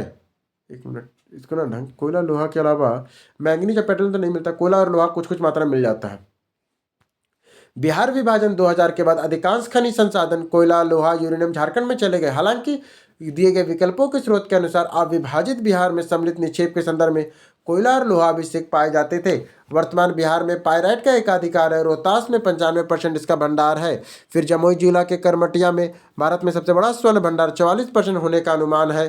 फिर आता है अभ्रक, नवादा, गया और जमुई जिले में पाया जाता है। चूना पत्थर कैमूर, रोहतास पहाड़ियों में मिलता है सीमेंट उद्योगों के लिए। फिर आता है क्वार्टजाइट और फेडास्पर, गया, जमुई और मुंगेर में मिलता है। यूरेनियम गया जिले के इसके निक्षेप मिलने की संभावना जताई जाती है। बरौनी रिफाइनरी बेगूसराय पेट्रोलियम शोधन के लिए प्रसिद्ध है, लेकिन बिहार में कच्चा तेल नहीं निकलता है। 45 नंबर, बिहार का बांगर मिट्टी मिलता है। बिहार का जो बांगर मिट्टी है वो कहाँ मिलता है? बांगर मिट्टी तो ये पूर्णिया, सहरसा, दरभंगा, मुजफ्फरपुर क्षेत्रों में मिलता है। बांगर पुरानी जलोढ़ मिट्टी ऑयल ओल्ड एल्यूवियम को कहा जाता है। बाढ़ के पानी के ऊपर के क्षेत्र में पाई जाती है। बिहार में इसका विस्तार मुख्य रूप से पूर्णिया, सहरसा, दरभंगा, मुजफ्फरपुर के उत्तर पश्चिम भाग में है। इस मिट्टी को चूना या पोटास की अधिकता होती है, लेकिन फास्फोरस और नाइट्रोजन की कमी होती है। इसे कहीं कहीं बलसुंदर मिट्टी भी कहा जाता है। फिर आता है खादर या नई जलोढ़ मिट्टी भी कहते हैं। बाढ़ प्रभावित होने से मिलती है और अधिक उपजाऊ होती है। टाल मिट्टी गंगा दक्षिणी तट, पटाना, मोकामा पर जलमग्न क्षेत्रों में पाई जाती है, जो दलहन के लिए प्रसिद्ध है। फिर आता पीड मोट दलदली मिट्टी पश्चिमी चंपारण के तराई क्षेत्रों में पाई जाती है। फिर आता है कागज उद्योग। बिहार में कौन सी नदी प्रदूषित हो रही है, तो इसके लिए जाना जाता है तो कोसी नदी। स्रोतों के अनुसार कागज उद्योग में रसायनों के कचरे के कारण कोसी नदी प्रदूषित हो रही है। कोसी नदी बिहार का शोक सर्व बिहार कहा जाता है, क्योंकि यह अपना जल मार्ग बदलने के लिए कुख्यात थी। यह नदी नेपाल सप्तकोशी से निकलती है और कुर्सरा कटिहार के पास गंगा में मिलती है। फिर ऐतिहासिक रूप से बिहार में रोहतास और डालमिया नगर कागज और सीमेंट उद्योग के लिए प्रसिद्ध है, जो सोन नदी के किनारे है। वर्तमान उत्तर बिहार के कुछ क्षेत्रों में कृषि आधारित कागज उद्योग, पेपर मिल संचालित है। गंगा डॉल्फिन सूस को बिहार के संरक्षण प्राप्त है। विक्रमशिला डॉल्फिन अभ्यारण्य भागलपुर में। नमामि गंगे परियोजना गंगा नदी की सफाई के लिए चलाई जा रही है। अब आइए क्वेश्चन नंबर 47। बिहार राज्य अवस्थित है निम्न देशांतरों के मध्य। बिहार राज्य कितने कितने देशांतरों के मध्य है, तो यहाँ पे गलत है, चलिए सही पढ़ते हैं। बिहार का सही देशांतर विस्तार 83 डिग्री 19 मिनट 50 सेकंड से 88 डिग्री 17 मिनट 40 सेकंड तक है। बिहार का सही देशांतर विस्तार कितना है? 83 डिग्री 19 मिनट 50 सेकंड से 88 डिग्री 17 मिनट 40 सेकंड तक है। बिहार का अक्षांशीय विस्तार 24 डिग्री 20 मिनट 10 सेकंड से 27 डिग्री 31 मिनट 15 सेकंड तक है। ये हमारा अक्षांशीय विस्तार है। ठीक है, बिहार का आयताकार है। यहाँ के उत्तर से दक्षिण, क्या उत्तर से दक्षिण 345 किलोमीटर है। पूरब से पश्चिम 483 है। पूरब से पश्चिम कितना है? 483 किलोमीटर है। बिहार के पूर्वी भाग में स्थित है। बिहार भारत के पूर्वी भाग में स्थित है और यह भू आबंद लैंडलॉक राज्य है। बिहार की सीमा 3 राज्य यूपी, झारखंड, पश्चिम बंगाल और नेपाल से लगती है। फिर आता है बिहार का संपूर्ण क्षेत्रफल 1000 वर्ग किलोमीटर में देखा जाए तो हमारा 173.9 हेक्टेयर है। ओल्ड डेटा है, पर चलिए सीरियल में देखते क्या है। वर्तमान बिहार का विभाजन के बाद बिहार का कुल क्षेत्रफल 94,163 वर्ग किलोमीटर है। बिहार का विभाजन 15 नवंबर 2000 को झारखंड राज्य 28वां बना था। फिर आता है क्षेत्रफल की दृष्टि से बिहार भारत का 12वां सबसे बड़ा राज्य है। यूटी लद्दाख में रखेंगे तो 13वां आ जाएगा। जनसंख्या 2011 की दृष्टि से बिहार भारत में तीसरा सबसे बड़ा राज्य है, यूपी महाराष्ट्र के बाद। फिर बिहार की जनसंख्या घनत्व 1106 व्यक्ति प्रति वर्ग किलोमीटर है। फिर आता है बिहार में सुपौर परियोजना संबंधित है। सुपौर परियोजना किसे संबंधित है? तो ये नगर निगम के वित्त से है। सुपर परियोजना किसे संबंधित है? तो नगर निगम वित्त से संबंधित है। सुपर परियोजना support programming for urban reform शहरी सुधार सहयोग कार्यक्रम है। इसका मुख्य उद्देश्य नगर निगम वित्त, शहरी गरीबी उन्मूलन और आर्थिक विकास को बढ़ावा देना है। यह परियोजना बिहार के 28 बड़े शहरों में लागू की गई है। यह ब्रिटेन के DFID department of international development द्वारा वित्त पोषित किया गया जा रहा है। इसके प्रमुख घटक शहरी शासन, नगर विमानन, राजस्व सुदृढ़ीकरण और स्लम अवसंरचना और आजीविका संवर्धन है। जीविका बिहार सरकार की एक अन्य प्रमुख परियोजना है जो ग्रामीण आजीविका वर्ल्ड बैंक की सहायता पर केंद्रित है। बिहार राज्य बीज निगम ISO के प्रमाण पत्र मिलता है। निम्नलिखित बीज में कौन सा सही है? तो वो आपका गुणवत्ता प्रबंधन, पर्यावरण प्रबंधन और रिश्वत विरोधी प्रबंधन है। बिहार राज्य बीज प्रबंधन 3 क्षेत्रों ISO प्रमाणन प्राप्त है। 1901 से 2015 उच्च गुणवत्ता के लिए, गुणवत्ता प्रबंधन के लिए 14,001 से 2025, पर्यावरण गुणवत्ता के लिए और 37,001 रिश्वत विरोधी प्रबंधन प्रणाली के लिए है। एंटी ब्राइबरी मैनेजमेंट के लिए है।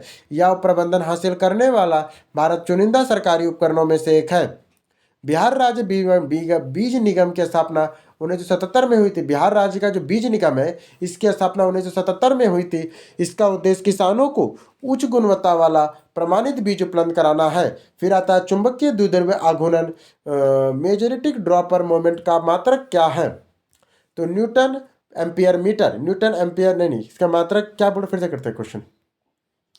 चुंबकीय द्विघूर्ण आघूर्णन, मैग्नेटिक डोपेयर मोमेंट, चुंबकीय द्विध्रुव आघूर्ण का मात्रक क्या है? उसका एम्पियर मीटर स्क्वायर होता है। चुंबकीय द्विध्रुव आघूर्णन का मात्रक MU है। या I का मतलब होता है विद्युत धारा एम्पियर, A का मतलब क्षेत्रफल मीटर स्क्वायर और मात्रक एम्पियर मीटर स्क्वायर होता है। इसका अन्य एक मात्रक जूल प्रति टेस्ला भी कहा जाता है। इसका अन्य एक मात्रक क्या होता है? जूल प्रति टेस्ला J/T भी कहा जाता है। यह एक सदिश राशि वेक्टर क्वांटिटी है। इसकी दिशा चुंबक के अंदर दक्षिणी ध्रुव साउथ और उत्तरी ध्रुव नॉर्थ की ओर होती है। चुंबकीय क्षेत्र मैग्नेटिक फील्ड SI का मात्रक टेस्ला होता है। चुंबकीय फ्लक्स का SI मात्रक वेबर होता है। फिर आता है बोस आइंस्टीन कंडक्टर BEC से क्या होती है? BEC क्या है? तो बहुत कम गतिज ऊर्जा होती है। बोस आइंस्टीन कंडक्टर में क्या होता है? तो बहुत कम गतिज ऊर्जा होती है बोस आइंस्टीन कंडक्टर में। बोस आइंस्टीन कंडक्टर पांचवी अवस्था है। यह तब बनती है जब किसी तत्व के परमाणु के परम शून्य ताप एब्सोल्यूट 0 केल्विन के बहुत करीब ठंडा किया गया हो। यह अवस्था कणों की गतिज ऊर्जा अत्यंत कम और लगभग शून्य हो जाती है। सभी परिणाम मिलकर एक सुपर एटम की तरह व्यवहार करते हैं। इसकी भविष्यवाणी सत्येंद्र नाथ बोस अल्बर्ट आइंस्टीन ने 1924-25 में की थी। यह प्रायोगिक रूप से 1995 को एल्विन कार्नेल और कार्ल विल्सन ने बजाय 2001 में नोबेल मिला था। प्लाज्मा के पदार्थ की चौथी अवस्था जिसमें अत्यंत ऊर्जा और आयनिक कण होता है जैसे सूर्य है। ठीक है, अगला क्वेश्चन 53, सौर ऊर्जा का विद्युत ऊर्जा में किसके द्वारा परिवर्तित होता है? तो फोटोवोल्टिक सेल के द्वारा। सौर ऊर्जा को विद्युत ऊर्जा में कौन बदलता है? तो फोटोवोल्टिक सेल बदलता है। कौन बदलता है? फोटोवोल्टाइक सेल बदलता है। फोटोवोल्टाइक सेल सौर ऊर्जा को सीधे विद्युत ऊर्जा में बदलता है। यह प्रकाश विद्युत प्रभाव फोटोइलेक्ट्रिक इफेक्ट के सिद्धांत पर कार्य करता है। सोलर सेल बनने का मुख्य रूप से सिलिकॉन, गैर्मियम और जर्मेनियम जैसे अर्धचालकों सेमीकंडक्टर का प्रयोग होता है। फिर आता है प्रकाश विद्युत प्रभाव की व्याख्या के लिए आइंस्टीन ने 1921 में नोबेल पुरस्कार मिला था। अंतर्राष्ट्रीय सौर गठबंधन ISA का मुख्यालय गुरुग्राम भारत में स्थित है। भारत का पहला सौर ऊर्जा संचालित गांव मोढेरा गुजरात में है। डायनेमो यांत्रिक ऊर्जा को विद्युत ऊर्जा में बदलता है। डायनेमो जो है वो यांत्रिक ऊर्जा को विद्युत ऊर्जा में बदलता है। विद्युत मोटर विद्युत ऊर्जा को यांत्रिक ऊर्जा में बदलता है। निम्नलिखित में से किसके पास उच्च ऊर्जा स्तर या छोटा तरंगदैर्घ्य होता है? तो वो पराबैंगनी किरणों के पास उच्च ऊर्जा स्तर और छोटा तरंगदैर्घ्य होता है पराबैंगनी किरणों के पास। क्या कहता है ये देखिए, विद्युत चुंबकीय स्पेक्ट्रम में ऊर्जा तरंगदैर्घ्य के व्युत्क्रमानुपाती होता है। पराबैंगनी UV विकिरण का तरंगदैर्घ्य दृश्य प्रकाशों में कम और ऊर्जा दृश्य प्रकाशों में अधिक होता है। घटती तरंगदैर्घ्य बढ़ती ऊर्जा का क्रम, सबसे पहले आपका गामा सबसे ज़्यादा होता है, उससे कम उससे कम एक्सरे, उससे कम UV, उससे कम दृश्य, उससे कम अवरक्त, उससे कम माइक्रोवेव और सबसे कम रेडियो होता है। UV किरणों की खोज रिटर ने की थी। ओजोन परत समताप मंडल में सूर्य की हानिकारक UVB और UVC किरणों को अवशोषित करती है। फिर आता है अगला अवरक्त किरणों। अवरक्त किरणों का प्रयोग TV remote night vision camera में उसमें प्रभाव से होता है। गामा किरणों में भेदन क्षमता प्रिपेंटिंग पावर सबसे अधिक होती है। गामा किरणों में सबसे अधिक होती है, ऐसा भी याद कर सकते हैं। देखिए वेवलेंथ और एनर्जी, इसको अच्छा सब देखिए। सबसे ज़्यादा आपको गामा रे में आपको वेवलेंथ मिलेगा। फिर आपका एक्सरे, अल्ट्रावायलेट, फिर ये आपका दृश्य प्रकाश, फिर इंट्रावायलेट, माइक्रोवेव, फिर आता है रेडियो वेव। ये वेव स्टेम है, ठीक है। ये वेवलेंथ है और ये एनर्जी है। जिधर आपका गामा रे है ना उधर एनर्जी कितना ज़्यादा ये देखिए, जबकि माइक्रोवेव का एनर्जी कितना कम है। जब वही वेवलेंथ देखिए, माने जिसके पास ज़्यादा ताकत रहता है ना उसको थोड़ा सा कम ही रहना चाहिए, वही बता रहा है। और जिसके पास कम ताकत है उसको ज़्यादा वेवलेंथ दिया है, ऐसे याद रख लीजिए। आइए आगे देखते हैं। सही बात है, जिसके पास ज़्यादा great powers come great responsibility. आइए देखते हैं। एक इकाई समय में एक इकाई क्षेत्रफल से होकर गुजरने वाली फोटॉन की संख्या कहलाती है, क्या कहलाती है? प्रकाश की तीव्रता। एक इकाई समय में एक इकाई क्षेत्रफल से होकर गुजरने वाली फोटॉन की संख्या क्या कहलाती है? तो प्रकाश की तीव्रता कहलाती है। क्या कहलाती है? प्रकाश की तीव्रता। प्रकाश की तीव्रता इंटरसिटी प्रति इकाई समय में प्रति इकाई क्षेत्रफल से गुजरने वाली फोटॉन की संख्या पर निर्भर करती है। अधिक फोटॉन की अर्थ है अधिक तीव्रता। प्रकाश की तीव्रता का सही मात्रक कैंडला मूल मात्रक होता है। फोटॉन प्रकाश की ऊर्जा का पैकेट होता है। फोटॉन जो होता है वो प्रकाश की ऊर्जा का पैकेट होता है। फोटॉन की ऊर्जा का सूत्र E=H/nu होता है, जहाँ H प्लेक नियतांक है। प्रकाश की दोहरी प्रकृति डुअल नेचर कण और तरंग होती है। आवृत्ति प्रकाश के रंग का निर्धारित करती है और माध्यम प्रकाश नहीं बदलती है। 56 नंबर क्वेश्चन, प्रकाश पदार्थ के तापमान में परिवर्तन के दौरान आपूर्ति की गई ऊष्मा ऊर्जा किस रूप में संग्रहित होती है? तो गतिज ऊर्जा के रूप में। पदार्थ के तापमान में परिवर्तन के दौरान आपतित की गई ऊष्मा ऊर्जा किस रूप में संग्रहित होती है? तो गतिज ऊर्जा के रूप में होती है। जब किसी पदार्थ का तापमान बढ़ता है तो उसके अणुओं की गतिज ऊर्जा काइनेटिक एनर्जी बढ़ जाती है। तापमान वास्तव में अणुओं की औसत गति ऊर्जा की माप है। यदि अवस्था परिवर्तन फेज चेंज हो रहा हो, तापमान स्थिर हो और उष्मा गतिज ऊर्जा पॉइंट्रन एनर्जी के रूप में संग्रहित होता है, जिसे गुप्त उष्मा भी कहते हैं। काइनेटिक एनर्जी बराबर हाफ एम्प्टी बैटेलियन के अनुसार है। अगला देखते हैं, सॉरी आगे, हाँ, आंतरिक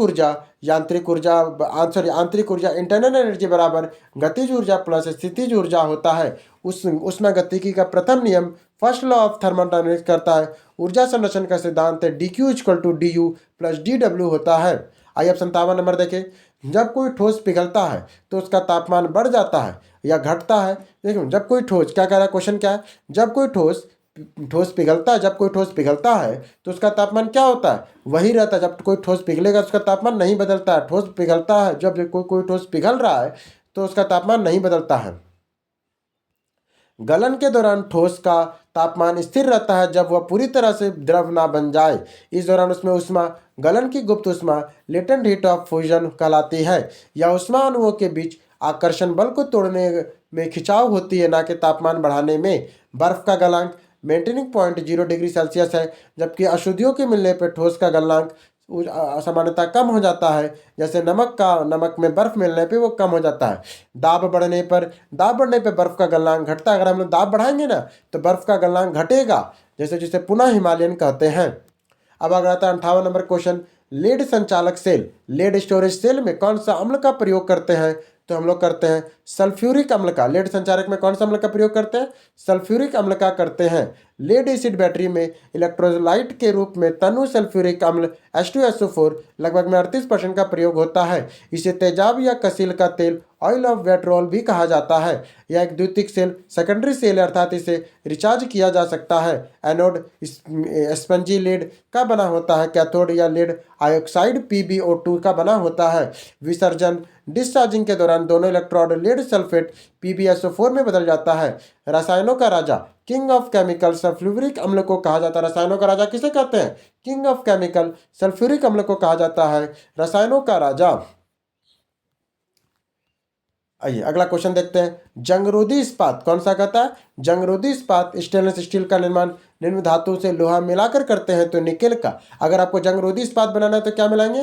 तो हम लोग इसमें निकेल मिलाते हैं। क्या कहता है ये देखिए, स्टेनलेस स्टील लोहा, क्रोमियम और निकेल का कार्बन का मिश्र धातु होता है। क्रोमियम लगभग में 10 से 18% इसे जंग रस्ट लगने से बचाता है, जबकि निकेल इसे कठोरता और चमक प्रदान करता है। कार्बन इसे मजबूती देता है। इसका आविष्कार हेनरी बेलेरी ने किया था। लोहे में जस्ता जिंक की परत चढ़ाने को ग्लैवनीकरण कहते हैं। अमलगम में पारा की मिश्र धातु होती है। जर्मन सिल्वर एक मिश्र धातु किसका है? जर्मन सिल्वर किसका एक मिश्र धातु है? कॉपर, जिंक और निकेल का है। जर्मन सिल्वर किसका एक मिश्र धातु है? तो कॉपर, निकेल और जिंक का है। जर्मन सिल्वर में आपको तांबा, कॉपर, जिंक माने जस्ता और निकेल मिलेगा मिश्र धातु का। संगठन में तांबा 60%, जस्ता 20% और निकेल 20% के आसपास होता है। महत्वपूर्ण तथ्य यह है कि इसे सिल्वर चांदी की मात्रा 0%, जर्मन सिल्वर कह रहे हैं पर इसमें सिल्वर 0% तक होता है। इसका नाम इसकी चांदी जैसी चमक के कारण रखा गया है। इसका प्रयोग जैसे बर्तन में, मूर्ति में प्रतिरोधी तार बनाने में किया जाता है। पीतल कैसे बनता है? पीतल ये तांबा और जस्ता से बनता है। पीतल कैसे बनता है? तांबा और जस्ता से बनता है। कांसा कैसे बनता है? तो कॉपर और तांबा और टीन से बनता है। पीतल कैसे बना? तांबा और जस्ता से, Cu+Zn से। कांसा कैसे बना? तांबा और टीन से। तांबा और टीन से। गन मेटल कैसे बनता है? कॉपर, जिंक और निकेल से। गन मेटल कैसे बनता है? तो कॉपर, जिंक, कॉपर, टीन और जस्ता से। कॉपर, टीन और जस्ता से आपका गन मेटल बनता है। सोल्डर कैसे बनता है? तो शीशा और टिन से। सोल्डर कैसे बनता है? शीशा और टिन से टाका लगने के लिए। 61 नंबर। निम्नलिखित के कौन सा मानक ऑक्सीकरण विभव का विचार कीजिए। कौन सा मानक है ऑक्सीकरण विभव का? बाप रे, इसमें लग रहा है कि ना बहुत बढ़िया से कॉपी पेस्ट नहीं हो पाया, सॉरी। सेल विभव धनात्मक होने के कारण अभिक्रिया स्वतः फूलता होती है। यह जिंक का ऑक्सीकरण विभव और सिल्वर का औपचारिक विभव 0.80 होता है, क्योंकि ऑक्सीकरण विभव 0.80 वोल्ट है, जो अपचयन 0.80 वोल्ट होता है। कुछ सेल अपव्यय 76 वोल्ट और 0.80 वोल्ट 1.56 वोल्ट होगा। इस अभिक्रिया में जिंक एनोड ऑक्सीकरण, सिल्वर कैथोड अपचयन के रूप में कार्य करता है। इस अभिक्रिया में जिंक एनोड के रूप में, ऑक्सीकरण सिल्वर कैथोड के उपचयन के रूप में कार्य करेगा। अब आता है विद्युत रासायनिक श्रेणी, इलेक्ट्रोकेमिकल सीरीज, जिसमें जिंक का स्थान सिल्वर के ऊपर होता है, इसलिए जिंक सिल्वर के विस्थापित कर सकता है। फिर आता है डायनियल सेल, जिंक और कॉपर के इलेक्ट्रोड का उपयोग होता है। डायनियल सेल में क्या होता है, यह जिंक और कॉपर के इलेक्ट्रोड का प्रयोग करता है। फिर आता है गैलिलियन सेल, रासायनिक ऊर्जा को विद्युत ऊर्जा में परिवर्तित करता है। कैथोड पर हमेशा अपचयन और एनोड पर हमेशा ऑक्सीकरण होता है। फिर आता है लवण सेतु, स्टॉल ब्रिज का कार्य सेल के विद्युत परिपथ को पूरा करना और उदासीनता बनाए रखना है। कास्टिक सोडा क्या होता है? Caustic soda NaOH caustic soda है। कास्टिक सोडा क्या है? NaOH कास्टिक सोडा है। कास्टिक सोडा का रासायनिक नाम सोडियम हाइड्रोक्साइड NaOH होता है। यह एक प्रबल क्षार स्ट्रॉन्ग बेस है, जिसका प्रयोग साबुन, कागज, अपमार्जक उद्योगों में करते हैं। NaCl साधारण नमक कॉमन सॉल्ट कहा जाता है, जबकि Na2CO3 कॉडेट 10H2O को धोवन सोडा कहा जाता है। NaHCO3 बेकिंग सोडा या खाने का सोडा कहते हैं, जबकि KOH कास्टिक पोटास कहा जाता है। KOH को क्या कहते हैं? कास्टिक पोटास को कहते हैं। सोडियम में मिट्टी का तेल कैरोसिन रखा जाता है, क्योंकि इसमें हवा और पानी के साथ अत्यधिक क्रियाशील है। सॉल्वे विधि का प्रयोग सोडियम कार्बोनेट का निर्माण में किया जाता है। फिर आता है निम्नलिखित में से कौन सा इमल्सन का उदाहरण है? तो दूध आपका इमल्सन का उदाहरण है। दूध कौन सा है? तो इमल्सन का उदाहरण दूध है। क्या कहता है इमल्सन? पायस को एक क्लोराइडी विलयन है, जिसमें परिलिक्षित प्रावस्था और परिलिक्षित माध्यम दोनों द्रव्य होते हैं। द्रव दूध एक प्राकृतिक पायस है, जिसमें वसा की बूंदें पानी में परिलिक्षित रहती है। ऑयल इन वाटर वेपर है। कोहरा, फॉग, बादल, क्लाउड एरोसोल के उदाहरण है। द्रवों में गैसों के परिलिक्षेपण से। धुआं, स्मॉग ठोस एरोसोल का उदाहरण है, ठोस का गैसों में परिलिक्षेपण से। मक्खन और कोल्ड क्रीम पानी में तेल है। वाटर इन ऑयल पायस का उदाहरण है, जबकि पायसीकरण वसा की छोटी बूंदों को तोड़ने की प्रक्रिया जैसे पीत रस के द्वारा होती है। टिंडल प्रभाव क्लोराइडी कणों द्वारा प्रकाश के प्रकीर्णन की घटना है, जबकि रक्त ब्लड एक ऋणात्मक आवेशित क्लोराइडी के विलयन है। निम्नलिखित विभाजन के द्वारा एक जीव के गुणसूत्रों की संख्या में कायम रखता है। तो समसूत्री विभाजन से निम्नलिखित विभाजन के द्वारा एक जीव के गुणसूत्र की संख्या किस पे कायम रखता है? तो समसूत्री विभाजन के तहत। समसूत्री विभाजन गुणसूत्रों की संख्या के जनक कोशिका के समान रहती है। इसे समीकरण विभाजन भी कहते हैं। यह प्रक्रिया कायिक कोशिका स्टोमिक सेल में वृद्धि और उत्तक मरम्मत के लिए होती है। अर्धसूत्री विभाजन गुणसूत्रों की संख्या आधी रह जाती है और यह जनन कोशिका जेमेटिक में होता है। असूत्री विभाजन जीवाणु, ईस्ट और अमीबा जैसे आदिम जीवों में होता है। फिर आता है समसूत्री विभाजन। यह सबसे लंबी अवस्था प्रोफेज होती है। मेटाफेज क्या है? यह गुणसूत्रों की मध्य रेखा इक्वेटर पे आ जाता है और इसके अध्ययन का सबसे आसान होता है। फिर आता है कोशिका चक्र, सेल साइकिल का सही क्रम, जीवन, राइट बैरो और होता है।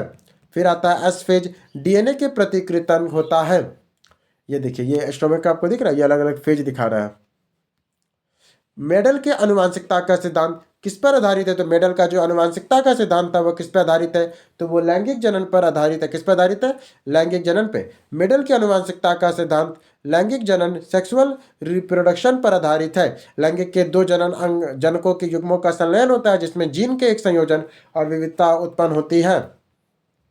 गेगर जॉन मेडल ने आनुवांशिकी का जनक, फादर ऑफ जेनेटिक्स कहा जाता है। मेडल ने अपने प्रयोग के लिए उस उद्यान मटर मिसुलिसेटिव का चयन किया था। मेडल ने 3 नियम, प्रभाविता का नियम, पृथक्करण का नियम और स्वतंत्र अवयवों का नियम, लॉ ऑफ इंडिपेंडेंट आइसोलेट कहते।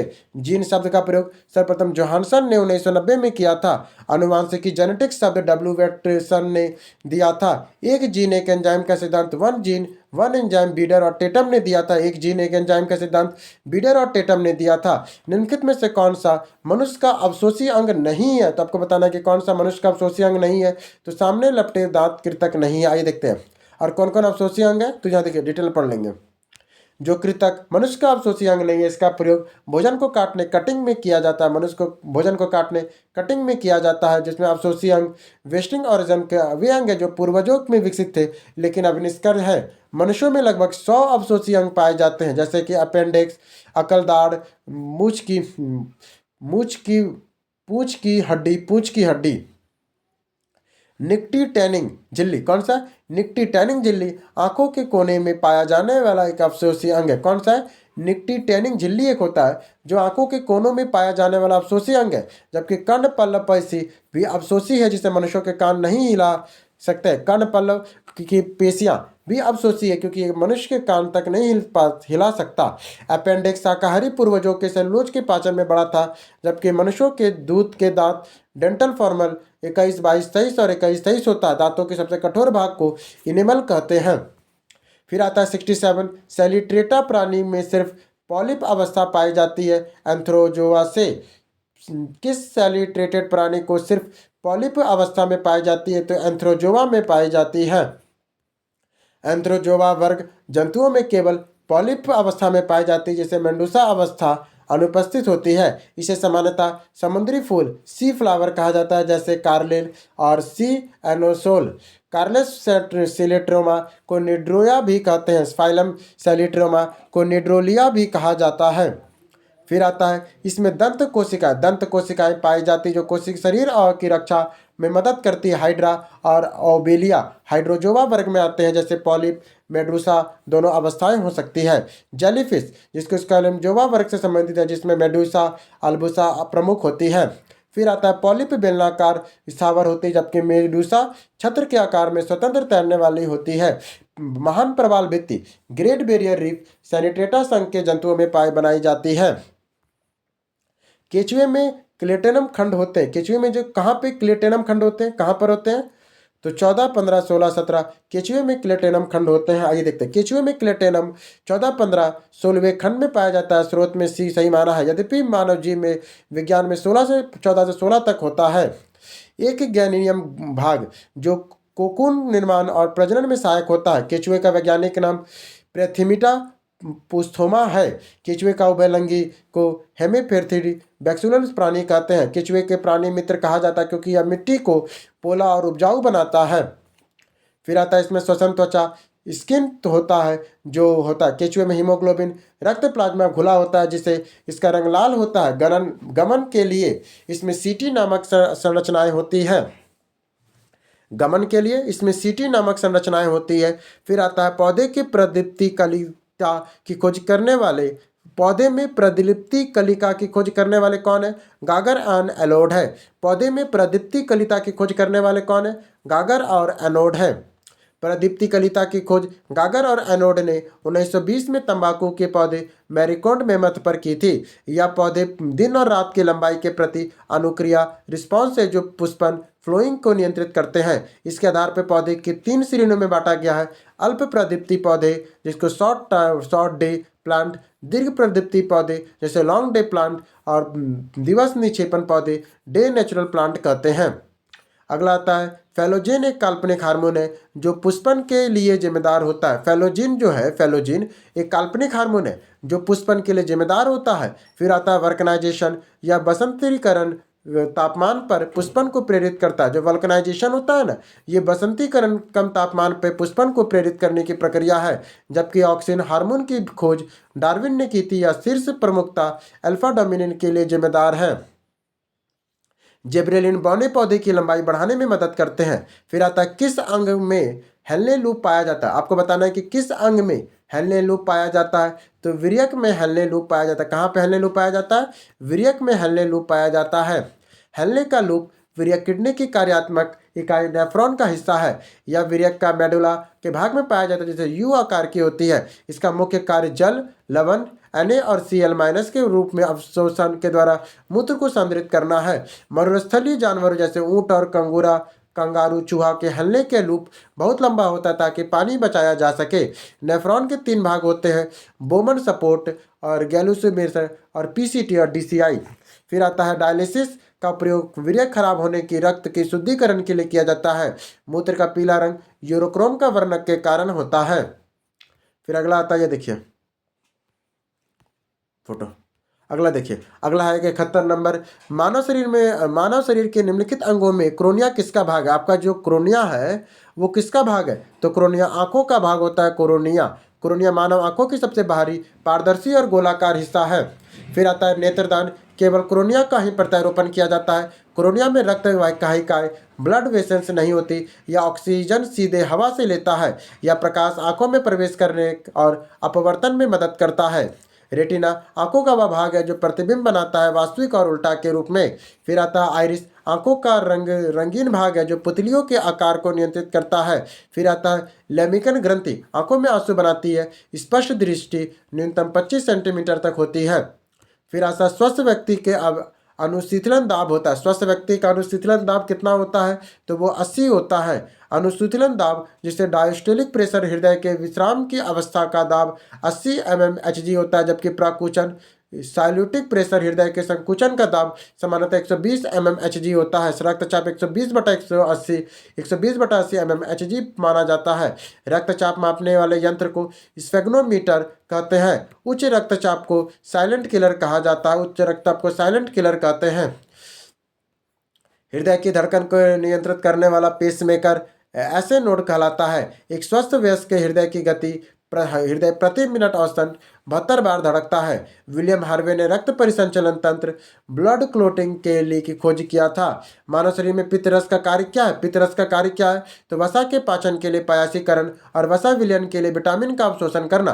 पित्तरस का मुख्य कार्य वसा का पायासीकरण करना, जिससे वसा पाचन आसान हो जाता है। पित्त का निर्माण यकृत में होता है और संग्रह पित्राशय में होता है। पित्तरस के कोई पाचक एंजाइम नहीं होता, फिर भी वह पाचन के लिए आवश्यक है। फिर आता है आपका, यदि कोई भोजन या भोजन के माध्यम में अम्लीय, पेट में आया हुआ और क्षारीय अल्काइन बनाता है। विटामिन कीड़ा KEDA वसा में घुलनशील अवशोषण के मदद करता है। यकृत में मानव शरीर का सबसे बड़ी ग्रंथि है। बैलोरुबिन पितृवर्णक है, जिसकी अधिकता से पीलिया होता है। यूरिया का निर्माण ऑर्थेनियन चक्र के द्वारा यकृत में होता है। फिर आता है निम्नलिखित में से दाएं वेंट्रिकल ऑक्सीजन रहित रक्त फेफड़ों को कौन लेके जाता है? निम्नलिखित में से कौन सा दाएं वेंट्रिकल से ऑक्सीजन रहित रक्त को फेफड़ों में कौन लेके जाता है? तो फुसफुस धमनी लेके जाती है। फुसफुस धमनी अशुद्ध ऑक्सीजन को रक्त नलिकाओं निलय में फेफड़ों तक ले जाती है। यह शरीर का एकमात्र धमनी है जो अशुद्ध रक्त ले जाती है। अपवाद है ये। फिर आता है फुसफुस सिरा, फेफड़ों से शुद्ध ऑक्सीजन युक्त रक्त बाएं आलिंद लेफ्ट एंट्रीम में लाती है। महाधमनी शरीर की सबसे बड़ी धमनी है जो बाएं नीले से शुद्ध रक्त को पूरे शरीर में पहुंचाती है। फिर अगला आता है सिराएं, अशुद्ध रक्त को शरीर के हृदय की ओर लेके जाती है। सिराएं क्या करती है? तो अशुद्ध रक्त को शरीर से हृदय की ओर लेके जाती है, फुसफुस सिराओं को छोड़कर। धमनियां शुद्ध रक्त को हृदय से शरीर की ओर लेके जाती है। धमनियां क्या करती है? शुद्ध रक्त को हृदय से शरीर की ओर लेके जाती है। धमनियां। हृदय में 4 कोष्ठ होते हैं। त्रिवेणी कपाट हृदय दाएं अलिंद और बाएं नले के बीच है। कौन सा? त्रिवेणी कपाट जो है वो दाएं अलिंद और बाएं नले के बीच में होता है। फिर आता संपूर्ण मानव शरीर की कितनी हड्डियां होती है? तो 206 हड्डियां होती है। एक मानव वयस्क शरीर में 206 हड्डियां होती है। जन्म के समय नवजात शिशु में लगभग 300 हड्डियां होती है, बाद में जो जुड़ जाती है। फीमर शरीर की सबसे बड़ी और सबसे भारी हड्डी जांघ की है, जबकि स्टेपिज शरीर की सबसे छोटी हड्डी मध्य कान में है। अक्षय कंकाल एक्सल स्केलेटन 80 हड्डी, खोपड़ी, रीढ़ और पसली होती है। उपांगी कंकाल 126 हड्डियां हाथ, पैर और मेखला होती है। ट्रिबिया फेबुला टांग की हड्डी है। ऑस्टियोलॉजिस हड्डियों का अध्ययन है। ऑस्टियोलॉजी क्या कहलाता है? हड्डियों का अध्ययन कहलाता है। 76 मानव शरीर की कौन सी ग्रंथि वृद्धि हार्मोन का उत्पादन करती है? तो वृद्धि हार्मोन का पिट्यूटरी ग्रंथि करती है। पिट्यूटरी ग्रंथि या पीयूष ग्रंथि वृद्धि हार्मोन का स्राव करती है। इसे मास्टर ग्रैंड भी कहा जाता है, क्योंकि यह अंतःस्रावी ग्रंथि को नियंत्रित करती है। यह मस्तिष्क के आधार पर टेलाटालिसा नामक अवस्थी गुहा में स्थित है। वृद्धि हार्मोन के कमी से बौनापन, अधिकता से भारी भीमकायता होती है। थायराइड ग्रंथि गले में होती है और थायरॉक्सिन हार्मोन बनाती है, जिसे आयोडीन युक्त कहते हैं। अग्नाशय एक मिश्रित ग्रंथि है। अग्नाशय क्या है? तो एक मिश्रित ग्रंथि है जो इंसुलिन बीटा सेल्स और ग्लूकोकोन्स अल्फा सेल बनाती है। अधिवृक्क एडिनल ग्रंथि लड़ो और उड़ो fight and flight hormone adrenal का स्राव करती है, एडिनल का स्राव करती है। निम्न सोडियम आहार के अनुशंसा की जाती है। किसमें सोडियम आहार की अनुशंसा की जाती है तो किसमें करते हैं, ये देखते हैं। निम्न सोडियम आहार का मुख्य सलाह मुख्य लीवर सर्विसेज की मदद से की जाती है ताकि द्रव के संचय को नियंत्रित किया जा सके। इसके बाद क्या कहता है, उच्च रक्तचाप गुर्दे की बीमारी में भी सोडियम नमक कम खाने की सलाह दी जाती है। कुछ गंभीर ज्वार में स्थितियों में जटिलताओं में भी इसमें स्रावित की जाती है। सोडियम का मुख्य स्रोत साधारण नमक NaCl है। रक्तचाप को नियंत्रित करने के लिए सोडियम की प्रमुख भूमिका होती है, जिसमें WHO के अनुसार एक वयस्क को प्रतिदिन 5 ग्राम से कम नमक का सेवन करना चाहिए। लीवर में सिरोसिस प्रायः अधिक शराब सेवन और हेपेटाइटिस वसा वायरस के कारण है।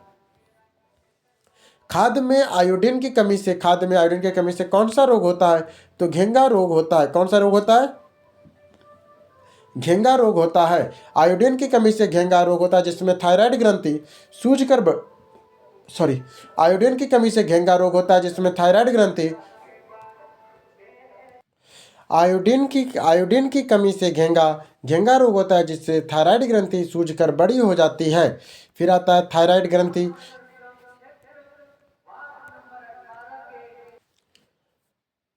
आयोडीन की कमी से घेंगा रोग होता है जिसमें थायराइड ग्रंथि सूजकर बड़ी हो जाती है। थायराइड ग्रंथि को थायरॉक्सिन हार्मोन बनाने के लिए आयोडीन की आवश्यकता होती है। यह रोग पहाड़ी क्षेत्रों में हिली एड्स में अधिक सामान्य है क्योंकि यहाँ मिट्टी पानी की आयोडीन कम होता है। रक्तल्पता एनीमिया आयरन की कमी के कारण होता है। बेरी विटामिन ए के थायमिन की कमी से होता है, जबकि सुखंडी विटामिन डी की कमी से बच्चों में होता है। आयोडीन 131 समस्थानिक का उपयोग थायराइड ग्रंथि के उपचार के लिए किया जाता है। समुद्री भोजन सी फूड के शैवालों के आयोडीन अच्छे स्रोत होते हैं। फिर आता है श्वसन मूल किसमें पाया जाता है। श्वसन मूल किसमें पाया जाता है तो लवणोभिद में पाया जाता है। श्वसन मूल या न्यूमोटेपोफोर लवणोभिद पौधे में पाए जाते हैं। यह जड़ी जमीन के ऊपर निकली होती है ताकि दलखली और खारी मिट्टी में ऑक्सीजन की कमी पूरा कर सके। सुंदरवन की सुंदरी वृक्ष इसका प्रमुख उदाहरण है। जलोदोभिद पानी में उगने वाले पौधे हैं, वही मरुदोभिद शुष्क और रेगिस्तानी क्षेत्रों में उगते हैं। इसमें रंधक और रात में खुले रहते हैं और पत्तियों के कांटों में रूपांतरण हो जाते हैं। एपीफाइटस वे पौधे हैं जो आश्रय के लिए दूसरे पौधों पर उगते हैं, जैसे आर्किड और वेलामेन उत्तक में हवा की नमी को सोखते हैं। अगला आता है कीटभक्षी पौधे। कीटभक्षी पौधे मिट्टी में किसकी कमी से उगते हैं। जो कीटभक्षी पौधे होते हैं वो मिट्टी में किसकी कमी से उगते हैं तो नाइट्रोजन की कमी से उगते हैं। कीटभक्षी पौधे उस मिट्टी में उगते हैं जहाँ नाइट्रोजन की कमी होती है। ये पौधे कीड़ों की शिकार करने अपने लिए नाइट्रोजन की पूर्ति करती है। इनका मुख्य उदाहरण pitcher plant, Venus fly trap, Drosera और यूटोकेरिया है। ये पौधे स्वपोषी हैं और प्रकाश संश्लेषण करते हैं, लेकिन नाइट्रोजन के लिए परपोषी व्यवहार करते हैं। मेघालय में मेघालय में पिचर प्लांट पाया जाता है। मैग्नीशियम के मुख्य घटक जिसकी कमी से पत्तियां पीली और क्लोराइसिस जड़ पाई जाती है। पौधे के पत्तों के लिए NPK नाइट्रोजन, फास्फोरस और पोटास प्राथमिक पोषक तत्व हैं। सजावटी पौधे जिसे हम लोग कैक्टस भी कहते हैं। सजावटी पौधे क्या हैं तो ये एक तरह का कैक्टस होता है। फिर देखिए क्या कहता है, कैक्टस एक प्रमुख सजावटी पौधा है जो अपनी विभिन्न आकर्षक आकृतियों के लिए जाना जाता है। इसका प्रयोग गृह सज्जा, होम डिकोर और शुष्क उद्यान में व्यापक रूप से किया जाता है। कैक्टस मरुदुवृत्त पादप वर्ग का उदाहरण है जो कम पानी में जीवित रह सकता है। जूट का रेशेदार फसल स्वर्ण रेशा गोल्डन फाइबर कहा जाता है जिसका प्रयोग बोरे बनाने में होता है। साल एक इमारती लकड़ी का वृक्ष है जिसका उपयोग फर्नीचर या रेलवे स्लीपर बनाने में होता है। तुलसी एक औषधीय और धार्मिक महत्व का पौधा है, ना कि सुख मुख्य रूप से सजावटी है। कैक्टस की पत्तियां वाष्पोत्सर्जन कम होने के लिए कांटों के रूपांतरण हो जाती है। नागफनी में प्रकाश संश्लेषण तने द्वारा होता है जो हरा और मांसल होता है। विश्व पर्यावरण दिवस 5 जून को मनाया जाता है। निम्नलिखित में से कौन सा मादा जनन तंत्र का भाग नहीं है तो शुक्रवाहिका नहीं है। मादा जनन तंत्र का कौन सा भाग नहीं है, शुक्रवाहिका नहीं। बाकी अंडाशय, गर्भाशय और फेलोपियन ट्यूब मादा जनन अंग है, जबकि शुक्रवाहिका पुरुषों में होता है। शुक्रवाहिका नर प्रजनन तंत्र है जो मेल रिप्रोडक्शन सिस्टम होता है। इसका मुख्य कार्य वृषण शुक्राणुओं का परिवहन करता है। अंडाशय मादा जनन अंग या अंडाणु और हार्मोन एस्ट्रोजन और प्रोजेस्टेरोन बनाता है। गर्भाशय यूरेशल वह अंग है जहाँ भ्रूण का विकास होता है। इसे बच्चादानी या वॉर्म भी कहते हैं। फ्लोपियन ट्यूब नलिका फ्लोपियन ट्यूब में निषेचन फर्टिलाइजेशन की क्रिया संपन्न होती है। पुरुषों में नसबंदी को वैक्सोटॉमी कहा जाता है, जिसमें शुक्रवाहिका को काटा जाता है। महिला नसबंदी में टैबेक्टोनॉमी कहा जाता है। वृषण के लिए शरीर के बाहर वृषण कोष में स्थित होती ताकि तापमान कम रहे।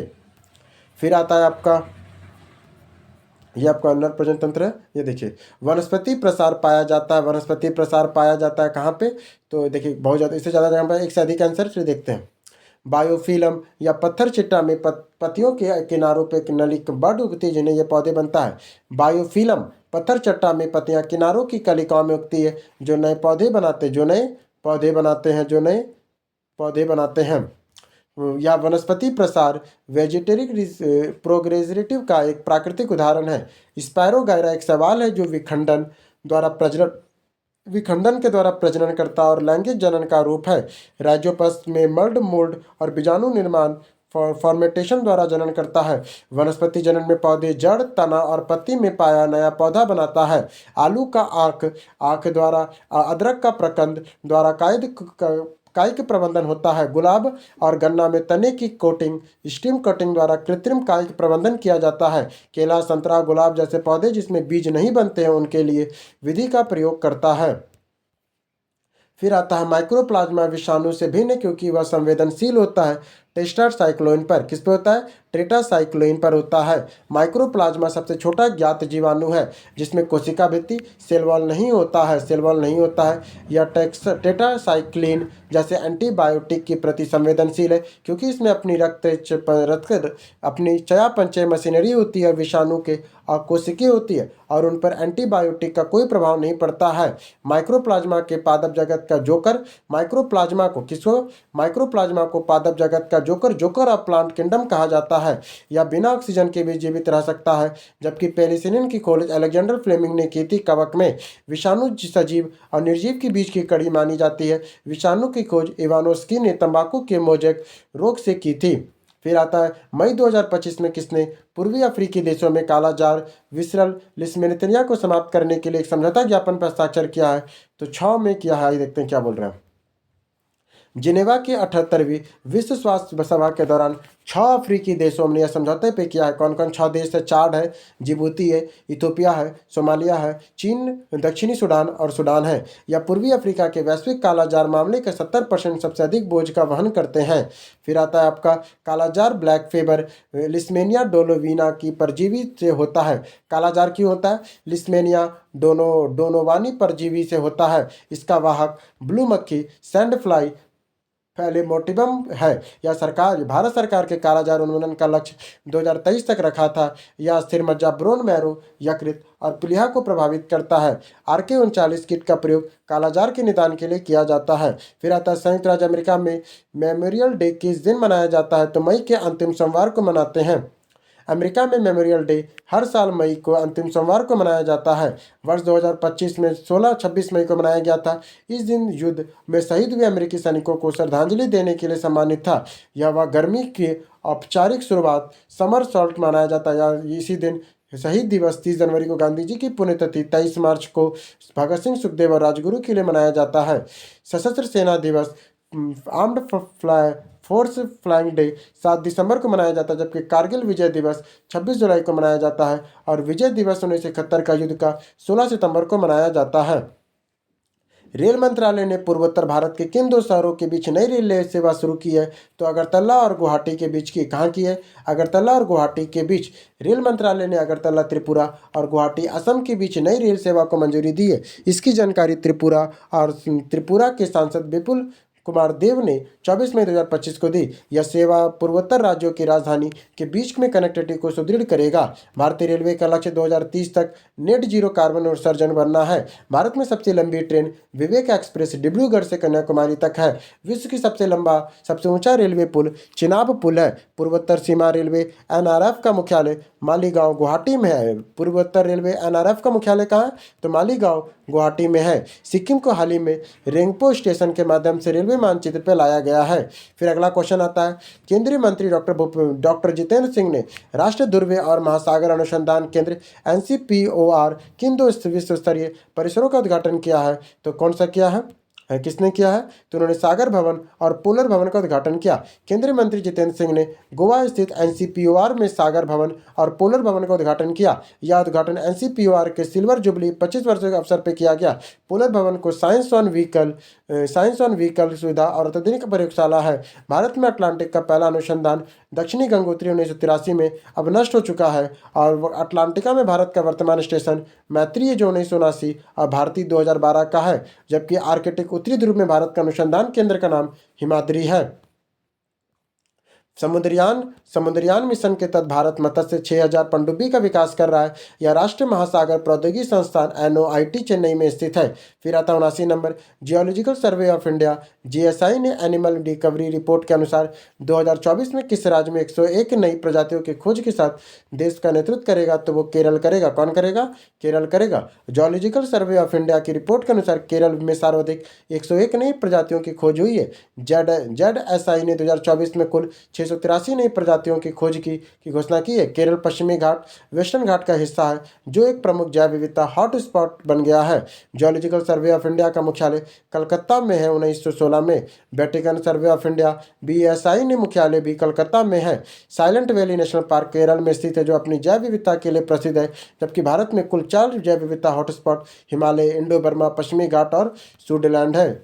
इसके बाद अगला आता है विश्व जैव विविधता दिवस 22 मई को मनाया जाता है। केंद्रीय कपड़ा मंत्री श्री गिरिराज सिंह ने 16वें इंडिया ट्रेड फेयर 2025 का उद्घाटन कहाँ किया है? तो टोक्यो में किया है। केंद्रीय कपड़ा मंत्री गिरिराज सिंह ने टोक्यो जापान में 16वें इंडिया फेयर 2025 का उद्घाटन किया। इसका उद्देश्य भारतीय कपड़ा निर्यातकों को जापानी खरीदारों से सीधा जोड़ना है। गिरिराज सिंह बेगूसराय बिहार के लोकसभा सांसद है। भारत दुनिया में दूसरा सबसे बड़ा कपड़ा उत्पादक देश चीन के बाद आता है। फिर आता है PM मित्र पार्क। PM मित्रा योजना कपड़ा उद्योगों को बढ़ावा देने के लिए शुरू की गई 7 पार्क बनेंगे। बिहार के भागलपुर में जो सिल्क सिटी का नाम से जाना जाता है। जापान की राजधानी टोक्यो होन्शु द्वीप पर स्थित है। ओसाका को जापान का मैनचेस्टर कहा जाता है वस्त्र उद्योगों के लिए। 91 नंबर, भारत में नॉन फेसल मेटल रिसाइकलिंग वेबसाइट और स्टॉक होल्डर्स पोर्टल का मुख्य उद्देश्य क्या है?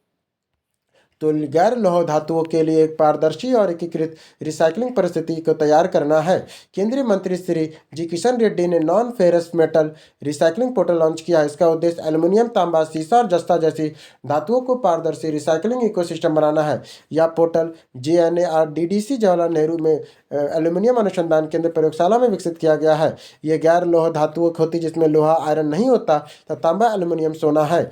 ये धातुएं जंग रोधी और हल्की होती है और नेशनल एल्यूमिनियम माइनिंग पॉलिसी 2019 से लाई गई थी। सेकुलर इकोनॉमी का अर्थ होता है संसाधनों का पुनः उपयोग और पुनः चक्रण। भारत और वियतनाम के बीच हस्ताक्षरित समझौता ज्ञापन मुख्य रूप से किस क्षेत्र में सहयोग के पर गहरा केंद्रित करेगा? तो वो करेगा बौद्ध और धर्म का और सांस्कृतिक विरासत पर। देखिए क्या कहता है, भारत और वियतनाम ने संयुक्त राष्ट्र वैशाख दिवस 2025 के अवसर पे बौद्ध धर्म से मजबूत करने के लिए MOU पे साइन किया है। इस अवसर पर केंद्रीय मंत्री किरण रिजिजू ने IBC इंटरनेशनल बुद्धिस्ट कॉन्फेडरेशन में वियतनाम चैप्टर का अनावरण किया। इसका उद्देश्य भारत में सॉफ्ट पावर कूटनीति को सशक्त बनाना है। वियतनाम की राजधानी हनोई और मुद्रा वियतनामी डॉग है। भारत की एक्ट ईस्ट पॉलिसी के तहत वियतनाम के साथ संबंध मजबूत कर रहा है।